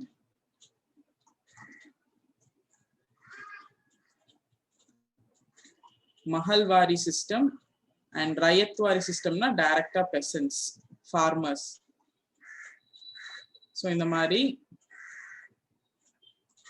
நிறைய சிஸ்டம்ஸ் கொண்டு வராங்க. Ryotwari, Mahalwari and Zamindari system. So இது ரயத்வாரினா டைரக்டா ஃபார்மர்ஸே டாக்ஸ் கட்டுற மாதிரி, மஹல்வாரினா ஒரு வில்லேஜ் அவங்க கண்ட்ரோல்ல இருந்து டாக்ஸ் கலெக்ட் பண்ற மாதிரி, ஜமீன்தாரினா இடையில ஜமீன்தார் டாக்ஸ் கலெக்ட் பண்ணி பிரிட்டிஷ்ட கொடுக்குற மாதிரி. ஸோ இந்த மாதிரி சிஸ்டம்ஸ் எல்லாம் கொண்டு வராங்க. ரயத்வாரி சிஸ்டம் இன்ட்ரடியூஸ் பண்ணது Thomas Munro plus captain Reid. Mahalwari system introduce பண்ணது lord William Bentinck.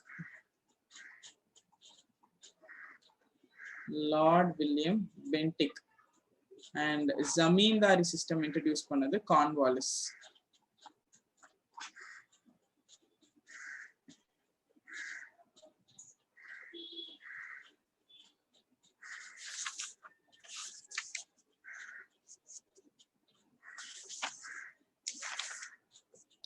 Yes, done. So subsidiary alliance, land revenue system, annexation எல்லாம் பண்ணி இப்ப பிரிட்டிஷ் வந்து சுப்ரீம் ஆயிடுறாங்க. அப்போ அடுத்தது என்னென்ன பண்ணுவாங்க? ஜுடிஷியரி இன்ட்ரடியூஸ் பண்ணுவாங்க, போலீஸ் இன்ட்ரடியூஸ் பண்ணுவாங்க, பிளஸ் சிவில் சர்வீஸும் இருக்கும். எஸ், இதெல்லாம் இருந்தா தானே அவங்க அட்மினிஸ்டர் பண்ண முடியும். ஸோ ஃபர்ஸ்ட் ஜுடிஷியரி வந்தது 1773 கல்கட்டா. அந்த ஆக்ட் படி ஃபர்ஸ்ட் சுப்ரீம் கோர்ட் கல்கட்டால வந்திருக்கும், அப்புறம் மெட்ராஸ் பாம்பேல வந்திருக்கும். அதுக்கப்புறம் போலீஸ் எல்லாம் கொண்டு வருவாங்க, ஒரு சிஸ்டம் தானா அப்படிங்கிற ஒரு சிஸ்டம் கொண்டு வருவாங்க, சவுக்கிதார்னு சிஸ்டம் கொண்டு வருவாங்க. அப்புறம் சிவில் சர்வீசஸும் கொண்டு வருவாங்க. சிவில் சர்வீசஸ் ஃபர்ஸ்ட் எப்படி கொண்டு வருவாங்கன்னா 1922 வரைக்கும் இங்கிலாந்துல மட்டும்தான் நடக்கும் சிவில் சர்வீசஸ் எக்ஸாம். ஃபர்ஸ்ட் ஆக்சுவலா பிரிட்டிஷர்ஸ் மட்டும்தான் இந்தியன் சிவில் சர்வீஸ் எக்ஸாம் எழுத முடியும். ரெண்டாவது இங்கிலாந்துல நடக்கும், வேணும்னா போய் இந்தியன்ஸ் எழுதிக்கலாம். And later, after 1919, Montagu-Chelmsford Reform or Government of India Act 1919 அப்புறம் தான் இந்தியன் சிவில் சர்வீஸ் எக்ஸாம் இந்தியால நடக்கும். ஸோ இந்த மாதிரி இந்தியன் சிவில் சர்வீசஸ் அட்மினிஸ்டர் பண்றதுக்கு சிவில் சர்வன்ஸ் வேணும்ல, இது மூலியமா நிறைய எக்ஸாம்ஸ் கொண்டு வருவாங்க. So judiciary, police, civil service இதெல்லாம் கொண்டு வருவாங்க. First Indian to go to England and write the exam. First முதல் ஒரு இந்தியன் இங்கிலாந்து போய் இந்தியன் சிவில் சர்வீஸ் எழுதி பாஸ் பண்ணார்னா அவர் சத்யேந்திரநாத் டேகோர், ரவீந்திரநாத் டேகோரோட அண்ணா. ஓகே, இங்கிலாந்து போய் ஃபர்ஸ்ட் எக்ஸாம் எழுதி பாஸ் பண்ணது சத்யேந்திரநாத் டேகோர்.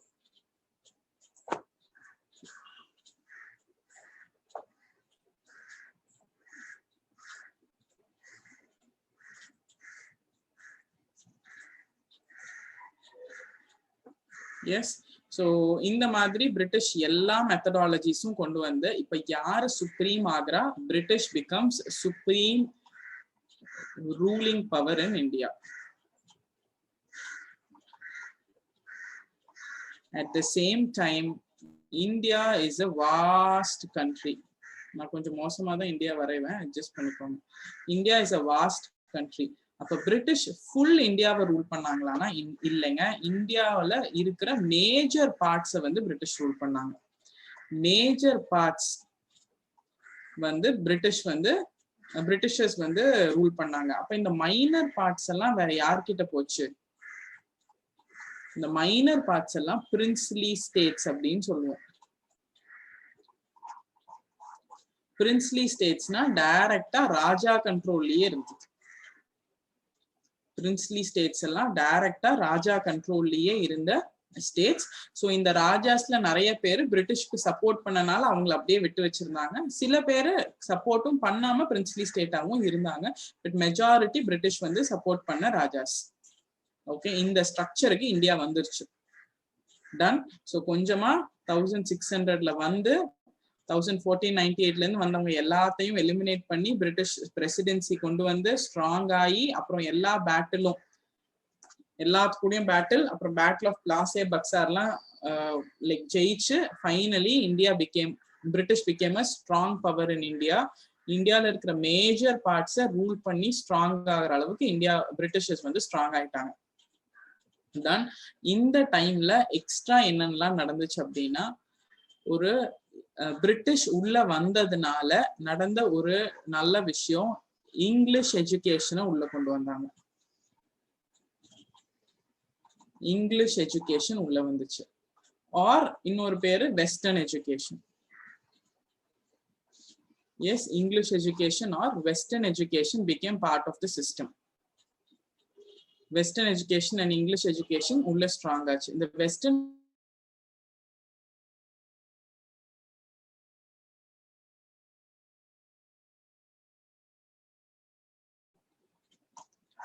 எஸ் உள்ள ஒரு விஷயம் வரும்போது, இந்த இந்தியாவில் இருக்கிற ஒரு குரூப் இங்கிலீஷ் எஜுகேட்டட் இன்டெலிஜென்சியா அப்படிங்கிற ஒரு குரூப் வந்து இங்கிலீஷ் எல்லாம் படிக்க ஆரம்பிச்சாங்க. படிக்கும் போது நடந்த நல்ல விஷயம், இந்தியாவை பத்தி, இந்தியா எப்படி பிரிட்டிஷ் கிட்ட டாமினண்டா இருக்குன்னு மேக்ஸ் முல்லர், ஜோன்ஸ் அப்படிங்கிற ஹிஸ்டோரியன்ஸ் எல்லாம் வெளியே எழுதுறத படிக்க ஆரம்பிச்சாங்க. ஸோ இந்தியா அண்டர் பிரிட்டிஷ் அப்படிங்கிற அவேர்னஸ் ஒரு குரூப்புக்கு வர ஆரம்பிச்சிருச்சு. கரெக்ட். அந்த குரூப் ரெண்டு விஷயத்த ஸ்ட்ராங்கா சப்போர்ட் பண்ணாங்க. ஒன்னு ரிஃபார்ம் மூவ்மெண்ட்ஸ், இன்னொன்னு ரீவைவலிஸ்ட் மூவ்மெண்ட்.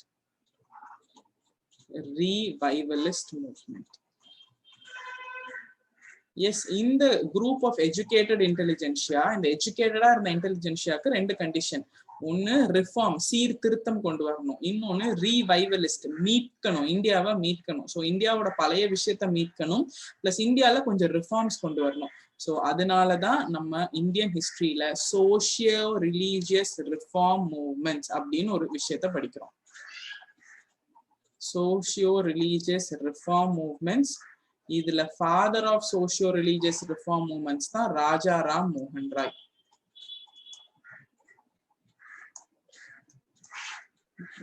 எஸ், இந்த சோஷியோ ரிலீஜியஸ் ரிஃபார்ம் மூவ்மெண்ட்ஸ் ஆத்மீய சபால இருந்து ஆரம்பிச்சு அதுக்கப்புறம் பிரம்மோ சமாஜ், அதுல இருந்து லாட் ஆஃப் ரிஃபார்ம் மூவ்மெண்ட்ஸ் நம்ம படிப்போம், நிறைய ரிஃபார்ம் மூவ்மெண்ட்ஸ் படிப்போம். Plus socio religious reform movements இல்லாம we will also learn reform movements Muslims பண்ணது, சீக்ஸ் பண்ணது, கிறிஸ்டியன்ஸ் பண்ணது, இந்த மாதிரி நிறைய ரிஃபார்ம் மூவ்மெண்ட் நடந்திருக்கும். இது எல்லாமே எதுக்காக? இந்தியா அப்படிங்கிறது ஒரு வாஸ்ட் கண்ட்ரி. இந்தியாவில் இருக்கிற ஒரு அப்பர் கேட்டகரிக்கு மட்டும்தான் பிரிட்டிஷ்னு ஒருத்தன் உள்ள இருக்கான், அவனை டாமினேட் பண்ணிட்டு இருக்கான்னு தெரியும். இந்த காமன் பீப்புளுக்கு கொண்டு போய் சேர்த்த நிறைய விஷயம் த்ரூ ரிஃபார்ம் மூவ்மெண்ட்ஸ் தான். ஈதர் டு டெல் தெம், ஒண்ணு அவங்களுக்கு சொல்லணும் நம்ம பிரிட்டிஷ் கிட்ட இருக்கோம், நம்ம பண்ணிட்டு இருக்கிறதெல்லாம் கரெக்ட் இல்ல, நிறைய விஷயத்த நம்ம வந்து மாத்தணும், உடன்கட்டை ஏறுதல் இருந்து சத்தியில இருந்து விடோ ரீமேரேஜ் பண்ணணுங்கிறது, சைல்டு மேரேஜ் தடுக்கணுங்கிறது, இதெல்லாம் கொண்டு போய் சேர்த்தது இந்த சோஷியல் ரிலீஜியஸ் ரிஃபார்ம் மூவ்மெண்ட் தான். பிளஸ் இந்த சோஷியோ ரிலீஜியஸ் ரிஃபார்ம் மூவ்மெண்ட்ல இன்னொரு விஷயம், இந்தியன்ஸ்க்கு இந்தியா வேணுங்கிற அந்த சின்ன லைன் ஆஃப் தாட்டை கொண்டு போய் சேர்த்ததும் சோஷியோ ரிலீஜியஸ் ரிஃபார்ம் மூவ்மெண்ட் தான். பிளஸ் இந்த சோஷியோ ரிலீஜியஸ் ரிஃபார்ம் மூவ்மெண்ட்ல அட்வான்டேஜஸா இல்லையா அப்படின்னா, எஸ், நிறைய அட்வான்டேஜஸ். அதுல மேஜர் அட்வான்டேஜஸ் ராஜாராம் மோகன் ராய் பிளஸ் அப்ப இருந்த வில்லியம் பென்டிக், ரெண்டு பேரும் சேர்த்து 1829ல பண்ணதுதான் சத்தி அபாலிஷ்மெண்ட் ஆக்ட். சத்தியவே அபாலிஷ் பண்றதுக்கு நமக்கு ஒரு பிரிட்டிஷர் தான் ஹெல்ப் பண்ணியிருக்காரு, சத்திய அபாலிஷ்மெண்ட் ஆக்ட். வித்யாசாகர், ஈஸ்வர் சந்திர வித்யாசாகர், அவரும் சைல்டு மேரேஜை ஸ்டாப் பண்றதுக்கு, விடோ ரீமேரேஜ்க்கு நிறைய கான்ட்ரிபியூட் பண்ணியிருப்பாரு. குழந்தை திருமணம் எந்த வயசுல பண்ணும், ஏஜ் ஆஃப் கன்சர்ன்ட் ஆக்ட், அதெல்லாம் அவர் மூலியமா கொண்டு வந்திருப்பாங்க. ஸோ இதுங்கெல்லாம் எது மூலியமா இந்த விஷயத்த கொண்டு போனாங்கன்னா, இந்த சோஷியோ ரிலீஜியஸ் ரிஃபார்ம் மூவ்மெண்ட்ஸ் மூலியமா தான். ஸோ இப்போ வந்து உங்களுக்கு ஒரு கனெக்ஷன் கிடைச்சிருக்கும், ஏன் நம்ம இந்தியன் நேஷனல் மூவ்மெண்ட்ல சோஷியோ ரிலீஜியஸ் ரிஃபார்ம் மூவ்மெண்ட்ஸ் படிக்கிறோம். அது வந்து ஏதோ ஒரு தனிப்பட்ட விஷயம் கிடையாது. சோஷியோ ரிலீஜியஸ் ரிஃபார்ம் மூவ்மெண்ட்ஸும் இந்தியன் நேஷனல் மூவ்மெண்ட்டும் ஒண்ணுக்குள்ள ஒண்ணு. இதை படிச்சா அதை படிக்கணும், அதை படிக்கும் போதுதான் ஓகே இந்தியன் ஹிஸ்டரி இந்த ஜேர்னல்ல போச்சு அப்படிங்கிற டிராவலே கிடைக்கும். So socio religious reform movement and Indian national movement இருக்கிற கனெக்ஷன் இதுதான். இந்த சோஷியோ ரிலீஜியஸ் ரிஃபார்ம் மூவ்மெண்ட்ஸ் மட்டும் பத்தி பேசணும்னாலே நமக்கு ஒரு 6 மணி நேரம் வேணும், 6 hours வேணும். ஏன்னா நிறைய மூவ்மெண்ட்ஸ் இருக்கு, ஹிந்து மூவ்மெண்ட்ஸ் பிளஸ் முஸ்லிம் மூவ்மெண்ட்ஸ், வஹாபி, ஃபராஸ், இந்த மாதிரி நிறைய மூவ்மெண்ட்ஸ் இருக்கு, அலிகார் மூவ்மெண்ட், தியோபந்த் மூவ்மெண்ட், இந்த மாதிரி நிறைய இருக்கு. பிளஸ் உங்களோட Christian missionary Serampore mission, yes, இந்த மாதிரி நிறைய மூவ்மெண்ட்ஸ் இருக்கு. ஸோ இதெல்லாம் part and parcel of INM. ஐஎன்எம்மும் இதுவும் தனிப்பட்ட விஷயம் கிடையாது, தே கோ டுகெதர். ஐஎன்எம்ல இதுல இருந்து கொஸ்டின்ஸ் வரக்கான ரீசன் அதுதான். இதுதான் நிறைய விஷயத்த மக்களுக்கு கொண்டு போய் சேர்த்தது, மக்கள் கிட்ட மாத்தினது, சீர்திருத்தம் கொண்டு வந்தது, நிறைய விஷயத்த மீட்டது, இதெல்லாம் இந்த சோஷியோ ரிலீஜியஸ் ரிஃபார்ம் மூவ்மெண்ட்ஸ் தான். ஸோ இந்த ஸ்ட்ரக்சர்ல பிரிட்டிஷ் நம்மள ரூல் பண்ணிட்டு இருக்காங்க. சைட்ல ஒரு educated group socio religious reform movements எல்லாம் பண்ணிட்டு இருக்காங்க. அண்ட் த சேம் டைம் இப்போ பிரிட்டிஷ் அப்படின்னு நான் சொல்றது British East India Company. British East India Company தான் நம்மள ரூல் பண்ணிட்டு இருக்காங்க. இந்த பிரிட்டிஷ் ஈஸ்ட் இந்தியா கம்பெனிக்கு அகெயின்ஸ்டா நம்ம ஃபர்ஸ்ட் மாஸ் ரிவோல்ட் தான் 1857 சிப்பாய் கலகம், இல்லனா கிரேட் ரிவோல்ட் ஆஃப் 1857, இல்ல sepoy mutiny, first war of independence. இந்த 1857 revolt is a major part in Indian history. இதுக்கு முன்னாடி ரிவோல்ட்டே நடக்கலையானா நிறைய நடந்திருக்குங்க. 1806ல வேலூர் மியூட்டனி, வேலூர் புரட்சி நடந்திருக்கு, இந்த மாதிரி நிறைய ரிவோல்ட்ஸ் நடந்திருக்கும். But 1857 is the mass revolt. The 1857 mass revolt or the main important revolt or first war of Indian independence. Savarkar அப்படின்னு ஒருத்தர் சொல்வார், first war of Indian independence 1857 revolt தான். எதுக்கு அப்படி சொல்றாங்கன்னா, for one simple reason, 1707ல early Mughals முடிஞ்சிருது. early Mughals ஓட period 1707ல முடிஞ்சிருது. 1857 வரைக்கும் லேட்டர் முகல்ஸ் ரூல் பண்றாங்க. பகதூர் ஷா ஜாஃபர் அப்படின்னு ஒருத்தர், இல்லைன்னா பகதூர் ஷா 2, இவரு தான் லாஸ்ட் லேட்டர் முகல். இந்த டோட்டல் முகலையே க்ளோஸ் பண்ணிட்டு 1858ல இருந்து ஈஸ்ட் இந்தியா கம்பெனியே இல்லாம டைரக்டா பிரிட்டிஷ் கிரவுன், அப்ப போட்ட அதே டயக்ராம் தான் போடணும் இல்லையா கிரவுனுக்கு. எஸ், டைரக்டா பிரிட்டிஷ் கிரவுனுக்குள்ள வந்தது 1858ல தான். ஸோ 1858ல இருந்து இந்தியா டைரக்டா பிரிட்டிஷ் ரூல் பண்ணாங்க. So 1857 revolt was a massive revolt or mass revolt in which people from எல்லா கேட்டகரி பீப்புளும் ஃபைட் பண்ணாங்க. ஸோ இந்த ரிவோல்ட் அப்படிங்கிறது ஒரு பெரிய ஸ்டோரி. 11th May 1857 அன்னைக்கு ஆரம்பிக்கும். எஸ், அங்கிருந்து ஆரம்பிச்சு 1857 ஃபுல்லா இந்த ரிவோல்ட் இருக்கும். இந்த ரிவோல்ட் ஹிந்துஸ்தான் வரைக்கும் போகும். பகதூர் ஷா டூவை வந்து தலைமையில வச்சு ரிவோல்ட் நடத்துவாங்க. அப்போ அடுத்த கொஸ்டின் என்னன்னா, was this revolt successful? First, இந்த ரிவோல்ட் எதுக்காக அப்படின்னா, இந்த ரிவோல்ட் வந்து அப்ப ஆரம்பிச்ச ரீசன் கிடையாது. 1856ல ஒரு பிரச்சனை, அதுக்காக 1857 ரிவோல்ட்னா இல்லைங்க. இந்த ரிவோல்ட்டுக்கு முன்னாடி, இதுக்கு முன்னாடி நம்ம எதனால எல்லாம் பிரிட்டிஷ் கிட்ட பாதிக்கப்பட்டோமோ, எப்போ இருந்து 1600ல இருந்து 1707ல இருந்து we were affected by British in various reasons. நிறைய பிரஸ் ஆக்ட் கொண்டு வந்திருப்பாங்க, ஃப்ரீடம் இருக்காது பிரஸ்ஸுக்கு, இந்தியன்ஸை வந்து ரெஸ்பெக்ட் பண்ண மாட்டாங்க, இந்தியன்ஸ்க்கு நல்ல பொசிஷன் கொடுக்க மாட்டாங்க, சிப்பாய்ஸே இந்தியன் சிப்பாய்ஸ்க்கு கம்மி சேலரி கொடுப்பாங்க, யூரோப்பியன்ஸ்க்கு நிறைய சேலரி கொடுப்பாங்க. அப்புறம் இந்த மாதிரி நிறைய ரீசன்ஸ்ல நம்ம பாதிக்கப்பட்டுட்டே இருப்போம். பட் இமீடியட் ரீசன் என்ன அப்படின்னா, ஒரு கார்ட்ரிட்ஜை இன்ட்ரடியூஸ் பண்ணுவாங்க. ஒரு புது ரைஃபிள்ல ஒரு கார்ட்ரிட்ஜ் போடணும். அந்த கார்ட்ரிட்ஜை வந்து வாயில தான் கிழிச்சு எடுக்க முடியும். அந்த கார்ட்ரிட்ஜ் வந்து filled with cow and pig fat அப்படின்னு சொல்லுவாங்க, அனிமல் ஃபேட்னால. ஹிந்து சோல்ஜர்ஸுக்கு கவ் ஃபேட் புனிதமான விஷயம், முஸ்லிமுக்கு பிக் புனிதமான விஷயம். ஸோ அந்த ஃபேட்டை பண்ணியிருக்கிற ஒரு கார்ட்ரிட்ஜை நம்ம வாயில கிழிக்கிறது it was considered very inhuman. So அந்தனால இமீடியட் ரீசன் அப்படின்னு சொன்னா அந்த கார்ட்ரிட்ஜ். பட் அந்த இமீடியட் ரீசன் தான் 1857 ரிவோல்ட் காரணமானா கிடையாது. நமக்கு 10 நாளா ஒரு மூட் அவுட்டாவே இருக்கும். 11வது நாள் திடீர்னு போன் உடஞ்சோம்னா அழுக ஆரம்பிச்சிருவோம். பட் அந்த போனையே நம்ம ஒரு 100 தடவை உடைச்சிருப்போம், அது பிரச்சனை கிடையாது. So the problem is the 10 days, இந்த லாங் பிரச்சனை. பிரிட்டிஷ் நம்மள ரூல் பண்ண ஆரம்பிச்சதுல இருந்து இந்த பிரச்சனை தான் அந்த ப்ராப்ளம். பிளஸ் இந்தியன்ஸ் வந்து கடல் தாண்டி போக சொல்லுவாங்க, பர்மா போக சொல்லுவாங்க. நம்ம பர்மா போக மாட்டோம், நமக்கு வந்து கடல் தாண்டி போறது வந்து அப்போ நமக்கு அது நம்ம ஹிந்து கம்யூனிட்டிக்கு அது நல்ல விஷயம் கிடையாது. இப்படி எல்லாம் இருக்கும்போது ஸோ ஃபைனலி இந்த immediate reason for the revolt was 1857 revolt. So after this 1857 revolt, East India Company was called back. East India Company British திருப்பி கூப்பிட்டுருவாங்க. And 1857 revoltக்கு அப்புறம் பிரிட்டிஷ் கிரவுன் டைரக்டா இந்தியாவை ரூல் பண்ணுவாங்க. சோ பிரிட்டிஷ் கிரவுன் ஏன் டைரக்டா இந்தியாவை ரூல் பண்றாங்க? அப்ப அந்த 1857 ரிவோல்ட் சக்சஸ்ஃபுல்லா ஆயிருந்தா அன்னைக்கே நமக்கு ஃப்ரீடம் வந்திருக்கும். பிரிட்டிஷும் போயிருப்பான், பிரிட்டிஷ் கிரவுன் திருப்பியும் வந்திருக்க மாட்டாங்க, ஈஸ்ட் இந்தியா கம்பெனியும் போயிருப்பாங்க, பட் திரும்பியும் வந்திருக்க மாட்டாங்க. But actually 1857 revolt was not a successful revolt. ஏன்னா ஒரு ஆர்கனைஸ்டு கிடையாது, ஒரு லீடர் கிடையாது, பிளஸ் மிலிட்ரி வெப்பன்ஸ் சப்போர்ட்லாம் கிடையாது, ஒரு கம்யூனிகேஷன் கிடையாது. பிளஸ் நிறைய பிரின்ஸ்லி ஸ்டேட்ஸ் வந்து பிரிட்டிஷுக்கு சப்போர்ட் பண்ணாங்க, இந்தியன்ஸுக்கு சப்போர்ட் பண்ணல. பிரின்ஸ்லி ஸ்டேட்ஸ்னா உங்களுக்கு என்னன்னு தெரியும். ஸோ அவங்க வந்து பிரிட்டிஷுக்கு சப்போர்ட் பண்ணாங்க. இந்த மாதிரி நிறைய ரீசன்ஸ்ல 1857 revolt was not a successful revolt. So East India Company அப்படிங்கிற விஷயத்தை தாண்டி பிரிட்டிஷ் கிரவுனு கீழே டைரக்டா போயிருச்சு.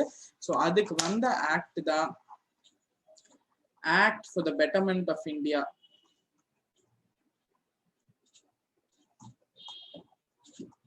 Act for the Betterment of India 1858 or Good Governance of India, ரெண்டுமே அதே ஆக்ட் தான். So Government of India Act 1858.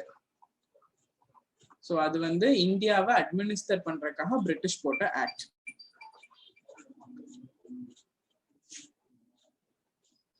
Act for Betterment of India or Government of India Act 1858. Done. Yes, Mangal Pandey அதெல்லாம் அங்கதான். So டைரக்டா British குவீனுக்கு கீழே India போயிரும். So November 1st 1858 royal durbar of அலகாபாத்ல குவீன்ஸ் ப்ரொக்ளமேஷன், குவீன் விக்டோரியா வந்து ப்ரொக்ளமேஷன் கொடுத்திருப்பாங்க, இனிமேல் India directly under the control. அதை வந்து படிப்பாங்க. அதை படிச்சதுக்கு அப்புறம் தான் இந்தியா டைரக்டா பிரிட்டிஷ் கண்ட்ரோல்ல போயிடும். ஓகே, ஸோ 1858க்கு அப்புறம் நம்ம சண்டை போடுறதெல்லாம் டைரக்ட்லி வித் பிரிட்டிஷ். 1858க்கு அப்புறம் வர்ற பாலிசிஸ் எல்லாமே டைரக்டா பிரிட்டிஷோட பாலிசிஸ். எஸ், ஸோ 1858க்கு அப்புறம் வர ஆக்ட் எல்லாமே டைரக்டா பிரிட்டிஷ் கவர்மெண்ட் இந்தியா போடுற ஆக்ட். ஸோ இந்த 1858ல இருந்து 1875 வரைக்கும் பிரிட்டிஷ் கிரவுன் நிறைய விஷயத்தை கொண்டு வந்திருப்பாங்க. இந்த 1875 to 1885 ரொம்ப இம்பார்ட்டன்ட் விஷயம் எல்லாம் கொண்டு வந்திருப்பாங்க. News paper act, news paper incitement act, press act, Ilbert bill, vernacular press act. Yes, இதெல்லாம் வந்து you have to learn in detail. இந்த ஆக்ட்லாம் கொண்டு வந்து 1858க்கு அப்புறம் காமனா 1885 வரைக்குமே பிரிட்டிஷ் கவர்மெண்ட் நம்மளை ரூல் பண்றது we were not very comfortable. So 1858ல இருந்து 1885 வரைக்கும் நம்ம பிரிட்டிஷ் கவர்மெண்ட்டுக்கு அகெயின்ஸ்டா நிறைய அசோசியேஷன் ஃபார்ம் பண்ணுவோம். ஓகே, நிறைய அசோசியேஷன்ஸ் ஃபார்ம் பண்ணி நம்ம இந்த அசோசியேஷன்லாம் ஃபார்ம் பண்ணி பிரிட்டிஷுக்கு அகெயின்ஸ்டா சண்டை போட்டுட்டு இருக்கோம். ஆனா மேஜரா 1885க்கு அப்புறம் தான் ஸ்ட்ராங்கா இந்தியன் ஒரு அசோசியேஷன் மூலியமா பிரிட்டிஷை ஃபேஸ் பண்றது. ஓகே, ஸோ இந்த பிரிட்டிஷ் 1858க்கு அப்புறம் பிரிட்டிஷ் டைரக்டா இந்தியாவை ரூல் பண்றாங்க. இந்த 1858ல இருந்து 1885 வரைக்கும் பிரிட்டிஷ் டைரக்டா இந்தியாவை ரூல் பண்றாங்க. At the same time Indians நிறைய அசோசியேஷன் ஃபார்ம் பண்ணுவாங்க. அந்த அசோசியேஷன் மூலியமா they will oppose பிரிட்டிஷ். இந்த அசோசியேஷன் பேரு தான் pre Congress association. Congress form ஆகிறதுக்கு முன்னாடி ஃபார்ம் பண்ண அசோசியேஷன்ஸ். இதுல ஒரு 10-12 அசோசியேஷன் இருக்கு. யார் ஃபார்ம் பண்ணா, எதுக்கு ஃபார்ம் பண்ணான்னு படிக்கணும். ஸோ அது படிச்சாதான் காங்கிரஸ் வரக்கு முன்னாடி எப்படியெல்லாம் நம்ம வந்து பிரிட்டிஷ் கிட்ட என்னெல்லாம் கேட்டோம், எதுக்கெல்லாம் அசோசியேஷன் ஃபார்ம் பண்ணோம் அப்படிங்கிற அண்டர்ஸ்டாண்டிங் வரும். கிளியர்? இதுக்கப்புறம் ஃபார்ம் ஆனதுதான் 1885ல ரொம்ப ரொம்ப இம்பார்ட்டன்டான விஷயம், இந்தியன் நேஷனல் காங்கிரஸ்.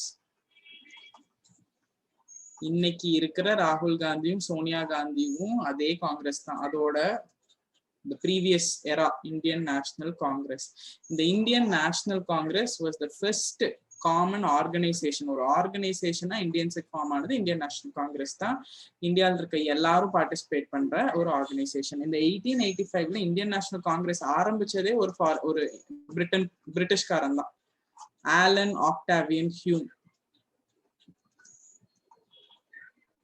ஸோ எதுக்கு ஒரு இங்கிலீஷ்காரரே ஒரு இந்தியன் நேஷனல் காங்கிரஸ் ஆரம்பிக்கிறாரு அப்படின்னா, இந்தியன்ஸ் பயங்கரமா ஃபைட் பண்ணிட்டு இருக்காங்க. டன் இந்தியன்ஸ் பயங்கரமா ஃபைட் பண்ணிட்டு இருக்கும் போது ஒரு ஆர்கனைசேஷன் ஒன்று போட்டுட்டோம்னா அந்த ஆர்கனைசேஷன் மூலியமா ஃபைட் பண்ணுவாங்க. ஸோ பிரிட்டிஷ் ஈஸியா நம்மளை சப்ரஸ் பண்ண முடியும். ஒரு சேனல் பண்றதுக்காக ஒரு சேஃப்டி வால்வா ஆரம்பிச்சது தான் இந்தியன் நேஷனல் காங்கிரஸ். ஒரு சேஃப்டி வால்வா ஆரம்பிச்சது தான் இந்தியன் நேஷனல் காங்கிரஸ். சேஃப்டி வால்வ்னா என்னன்னா, ஒரு குக்கர் இருக்கு. எஸ், ஒரு குக்கர்ல இது விசில். இந்த விசில் ஏரியா பிளாக் ஆயிடுச்சுன்னா திடீர்னு ப்ரெஷர் போறதுக்காக இங்க ஒரு சேஃப்டி வால்வ் இருக்கும். அந்த சேஃப்டி வால்வா ஆரம்பிச்சது தான் ஐஎன்சி. ஏன்னா இப்ப நிறைய ப்ரெஷர் ஆயிட்டு இருக்கு. பிரிட்டிஷ்க்கு வந்து பிடிக்கல, பிரிட்டிஷர்ஸை வந்து இந்தியன்ஸுக்கு பிடிக்கல. ஸோ இப்போ ஒரு ஆர்கனைசேஷன் ஒன்று ஆரம்பிச்சோம்னா ப்ரெஷர் டைரக்டா வராம இந்த சேஃப்டி வால்வ் மூலியமா, இந்த ஆர்கனைசேஷன் மூலியமா பிரிட்டிஷ்க்கு வருவாங்க. ஸோ கொஞ்சம் சேனல் பண்ணலாம், பிரிட்டிஷ் ஈஸியா ஹேண்டில் பண்ணலாம். ஸோ அதுக்காக ஒரு சேஃப்டி வால்வ் தியரியா ஆலன் ஆக்டாவியன் ஹியூம் ஆரம்பிச்சது தான் இந்தியன் நேஷனல் காங்கிரஸ். இந்த இந்தியன் நேஷனல் காங்கிரஸ் ஆரம்பிக்கிறாங்கிற முடிவு தியோசாபிக்கல் சொசைட்டியோட கான்ஃபரன்ஸ்ல நடக்கும். இந்த தியோசாபிக்கல் சொசைட்டினா என்ன? நம்ம சோசியல் ரிலீஜியஸ் ரிஃபார்ம் மூவ்மெண்ட்ஸ் படிச்சோம் இல்லைங்களா, அதுல ஒரு இம்பார்ட்டன்ட் இதுதான் தியோசாபிக்கல் சொசைட்டி. இந்த தியோசாபிக்கல் சொசைட்டி ஆரம்பிச்சது ஹெச்எஸ் ஆல்காட் அண்ட் மேடம் பிளவட்ஸ்கி. இந்த HS ஆல்காட்டும் madam பிளவட்ஸ்கியும் 1885 1875 I am not sure of the year மறந்துருச்சு. ஸோ இவங்க ரெண்டு பேரும் சேர்ந்து தியோசாபிக்கல் சொசைட்டின்னு ஒன்று ஆரம்பிப்பாங்க. அந்த தியோசாபிக்கல் சொசைட்டியோட 1893க்கு அப்புறம் ஆனி பெசன்ட் உள்ள வருவாங்க. இந்த கான்ஃபரன்ஸ், இந்த தியோசாபிக்கல் சொசைட்டியோட கான்ஃபரன்ஸ்ல தான் ஐஎன்சின்னு ஒன்று ஆரம்பிக்கலாம் அப்படிங்கிற ஒரு விஷயத்த 1875 கரெக்டாக தான் எழுதியிருக்கேனா? Okay, thank you. ஸோ 1875 அந்த தியோசாபிக்கல் சொசைட்டி மூலியமா தான் ஹெச்எஸ் ஆல்காட் அண்ட் மேடம் பிளவட்ஸ்கி ஆரம்பிச்சு அந்த தியோசாபிக்கல் சொசைட்டியோட ஒரு கான்ஃபரன்ஸ்ல தான் 1884ல அலைன் ஆக்டோவியன் ஹியூம் சொல்வாரு ஐஎன்சி ஆரம்பிக்கலாம் அப்படின்னு. இந்த இந்தியன் நேஷனல் காங்கிரஸ் அப்படிங்கிற விஷயத்துக்கான பேரை சஜஸ்ட் பண்றது தாதாபாய் நவ்ரோஜி. எஸ், ஸோ இவங்க இந்த விஷயத்தை தான், இந்த விஷயம் மூலியமா தான் ஐஎன்சின்னு ஒன்று ஆரம்பிப்பாங்க. இந்த ஐஎன்சி தான் கடைசியா ஐஎன்சி வர்சஸ் பிரிட்டிஷ் அப்படின்னு டைரக்டா மாறி கடைசியா வி காட் ஃப்ரீடம் இன் 1947. அப்ப இந்த ஐஎன்சினா என்னன்னா, இந்த ஐஎன்சில இந்த படிச்ச கேட்டகரின்னு ஒண்ணு இருக்கு இல்லைங்களா, பிரிட்டிஷ் உள்ள வந்ததுல இருந்து படிச்ச கேட்டகரி, அதுல அந்த லேர்னட் பீப்புள் ஃபுல்லா சேர்ந்து ஆரம்பிச்சது தான் ஐஎன்சி. ஸோ ஐஎன்சியோட மேக்சிமம் பீப்புள் வர் ஜேர்னலிஸ்ட், பத்திரிகையாளர்கள் நிறைய பேர் இருந்தாங்க. ஸோ இந்த ஐஎன்சிக்கு இருந்த பெரிய அட்வான்டேஜ் அதுதான், ஐஎன்சியோட எல்லா விஷயத்தையும் மக்கள் கிட்ட கொண்டு போய் சேர்த்தறதுக்காக இவங்க பிரஸ்ஸை யூஸ் பண்ணாங்க. ஸோ அது மூலியமா தான் ஐஎன்சி ஸ்ப்ரெட் ஆக ஆரம்பிச்சது. INC through press. ஏன்னா ஐஎன்சில இருந்தது ஃபுல்லா அந்த எஜுகேட்டட் பீப்புள், அந்த எஜுகேட்டட் பீப்புள் வர் ஜேர்னலிஸ்ட், அந்த ஜேர்னலிஸ்ட் அவங்க பிரஸ் யூஸ் பண்ணி இதை கொண்டு போய் சேர்த்தாங்க. ஸோ ஃபைனலி ஐஎன்சி பிகேம் அ மாஸ் ஆர்கனைசேஷன். கடைசியில ஐஎன்சி மூலியமா தான் பிரிட்டிஷ் கிட்ட இருந்து நம்ம ஃப்ரீடம் வாங்கணும். ஸோ இந்த ஐஎன்சினா என்னன்னா, ஐஎன்சி அப்படிங்கிறது இந்தியன் நேஷனல் காங்கிரஸ். வருஷம் ஒரு வருஷம் செஷன் ஃபார்ம் பண்ணுவாங்க. எஸ், ஒரு வருஷம் ஃபார்ம் பண்ணி ஒரு வருஷம் ஒரு விஷயத்தை டிஸ்கஸ் பண்ணி டிசம்பர்ல ஐஎன்சியோட கான்ஃபரன்ஸ் நடக்கும். வருஷம் டிசம்பர்ல ஐஎன்சி ஃபார்ம் பண்ணி அடுத்தது என்ன பண்ணலாம், ஃப்ரீடம்க்கு அடுத்தது என்ன பண்ணலாம் அப்படின்னு யோசிச்சு பண்ணதான் ஐஎன்சி. ஸோ இந்த ஐஎன்சியோட sessions you have to learn, very very important. எந்தெந்த செஷன்ல யாரு பிரசிடென்ட், அப்போ ஒரு செஷன் ஃபார்ம் பண்ணும் போது அந்த செஷனுக்கு ஒருத்தர் பிரசிடென்டா இருப்பாங்க. ஸோ ஐஎன்சியோட ஃபர்ஸ்ட் பிரசிடென்ட் WC பானர்ஜி. இந்த ஃபர்ஸ்ட் செஷன்ல 72 பேர் பார்ட்டிசிபேட் பண்ணாங்க. அதுல 22 பேர் மெட்ராஸ்ல இருந்து. ஸோ தமிழ்நாடோட பார்ட் ஃப்ரீடம் ஸ்ட்ரகிள்ல ஒரு பெரிய பார்ட் டன். ஸோ இந்த மாதிரி ஐஎன்சி மூலியமா தான் அட் வேரியஸ் ஸ்டேஜஸ்ல we fought for Indian national ஃப்ரீடம்காக ஃபைட் பண்ணோம். ஸோ ஃபைனலா 1885ல இருந்து ஐஎன்சி த்ரூ ஐஎன்சி நம்ம பிரிட்டிஷை அப்ரோச் பண்ண ஆரம்பிச்சோம். ஸோ இந்த 1885க்கு அப்புறம் காங்கிரஸ் வந்ததுக்கு அப்புறம் இத நிறைய செக்ஷன்ஸா பிரிக்கலாம். காந்தி எல்லாம் இப்போ உள்ள வரவே இல்லை. ஸோ நிறைய செக்ஷன்ஸா பிரிக்கலாம். ஃபர்ஸ்ட் செக்ஷனா எப்படி பிரிக்கலாம்னா, section with moderate and extremist.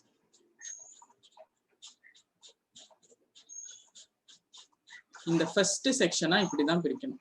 ஏன் இந்த ஃபர்ஸ்ட் செக்ஷனா அப்படி பிரிக்கணும்னா, 1885ல காங்கிரஸ் ஃபார்ம் ஆகும்போது அதுல 2 கேட்டகரி ஆஃப் பீப்புள் இருந்தாங்க. அந்த ஃபர்ஸ்ட் கேட்டகரி வந்து பிரிட்டிஷ் கிட்ட பெட்டிஷன் கொடுத்து நமக்கு தேவையானதை சாதிச்சுக்கலாம்னு நினைச்ச ஒரு கேட்டகரி.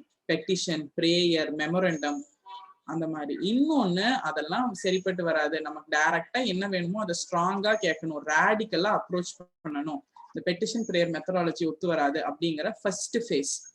இந்த ரேடிக்கல் அப்ரோச்சை ஃபாலோ பண்ணவங்க தான் extremist.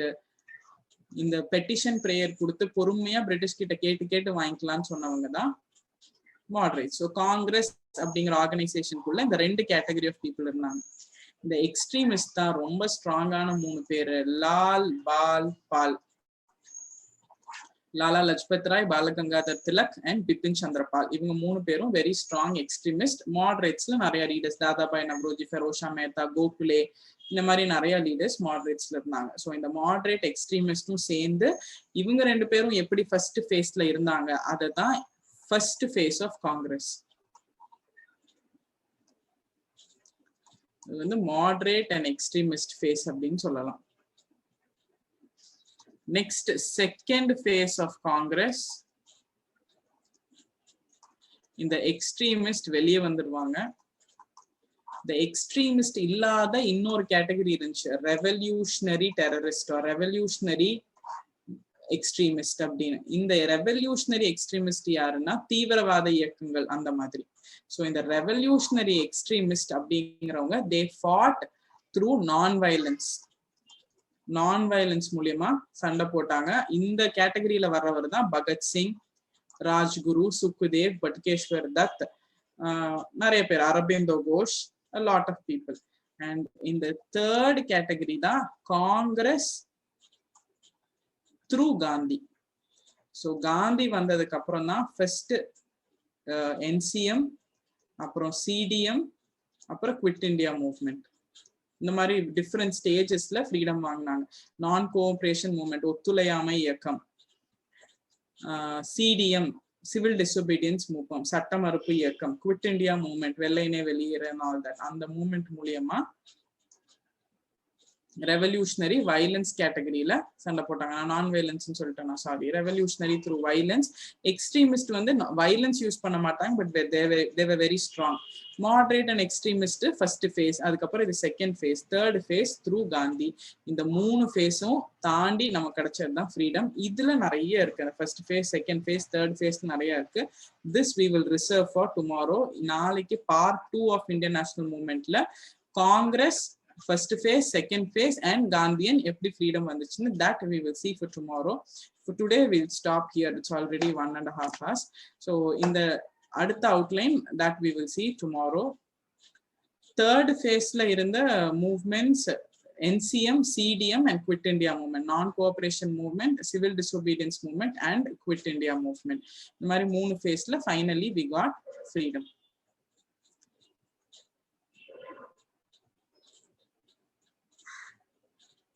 So actually we cannot completely Indian independence, Indian national movement la 1.5 மணி நேரம் 2 மணி நேரத்துல படிக்க முடியாது. That outline can be definitely shared.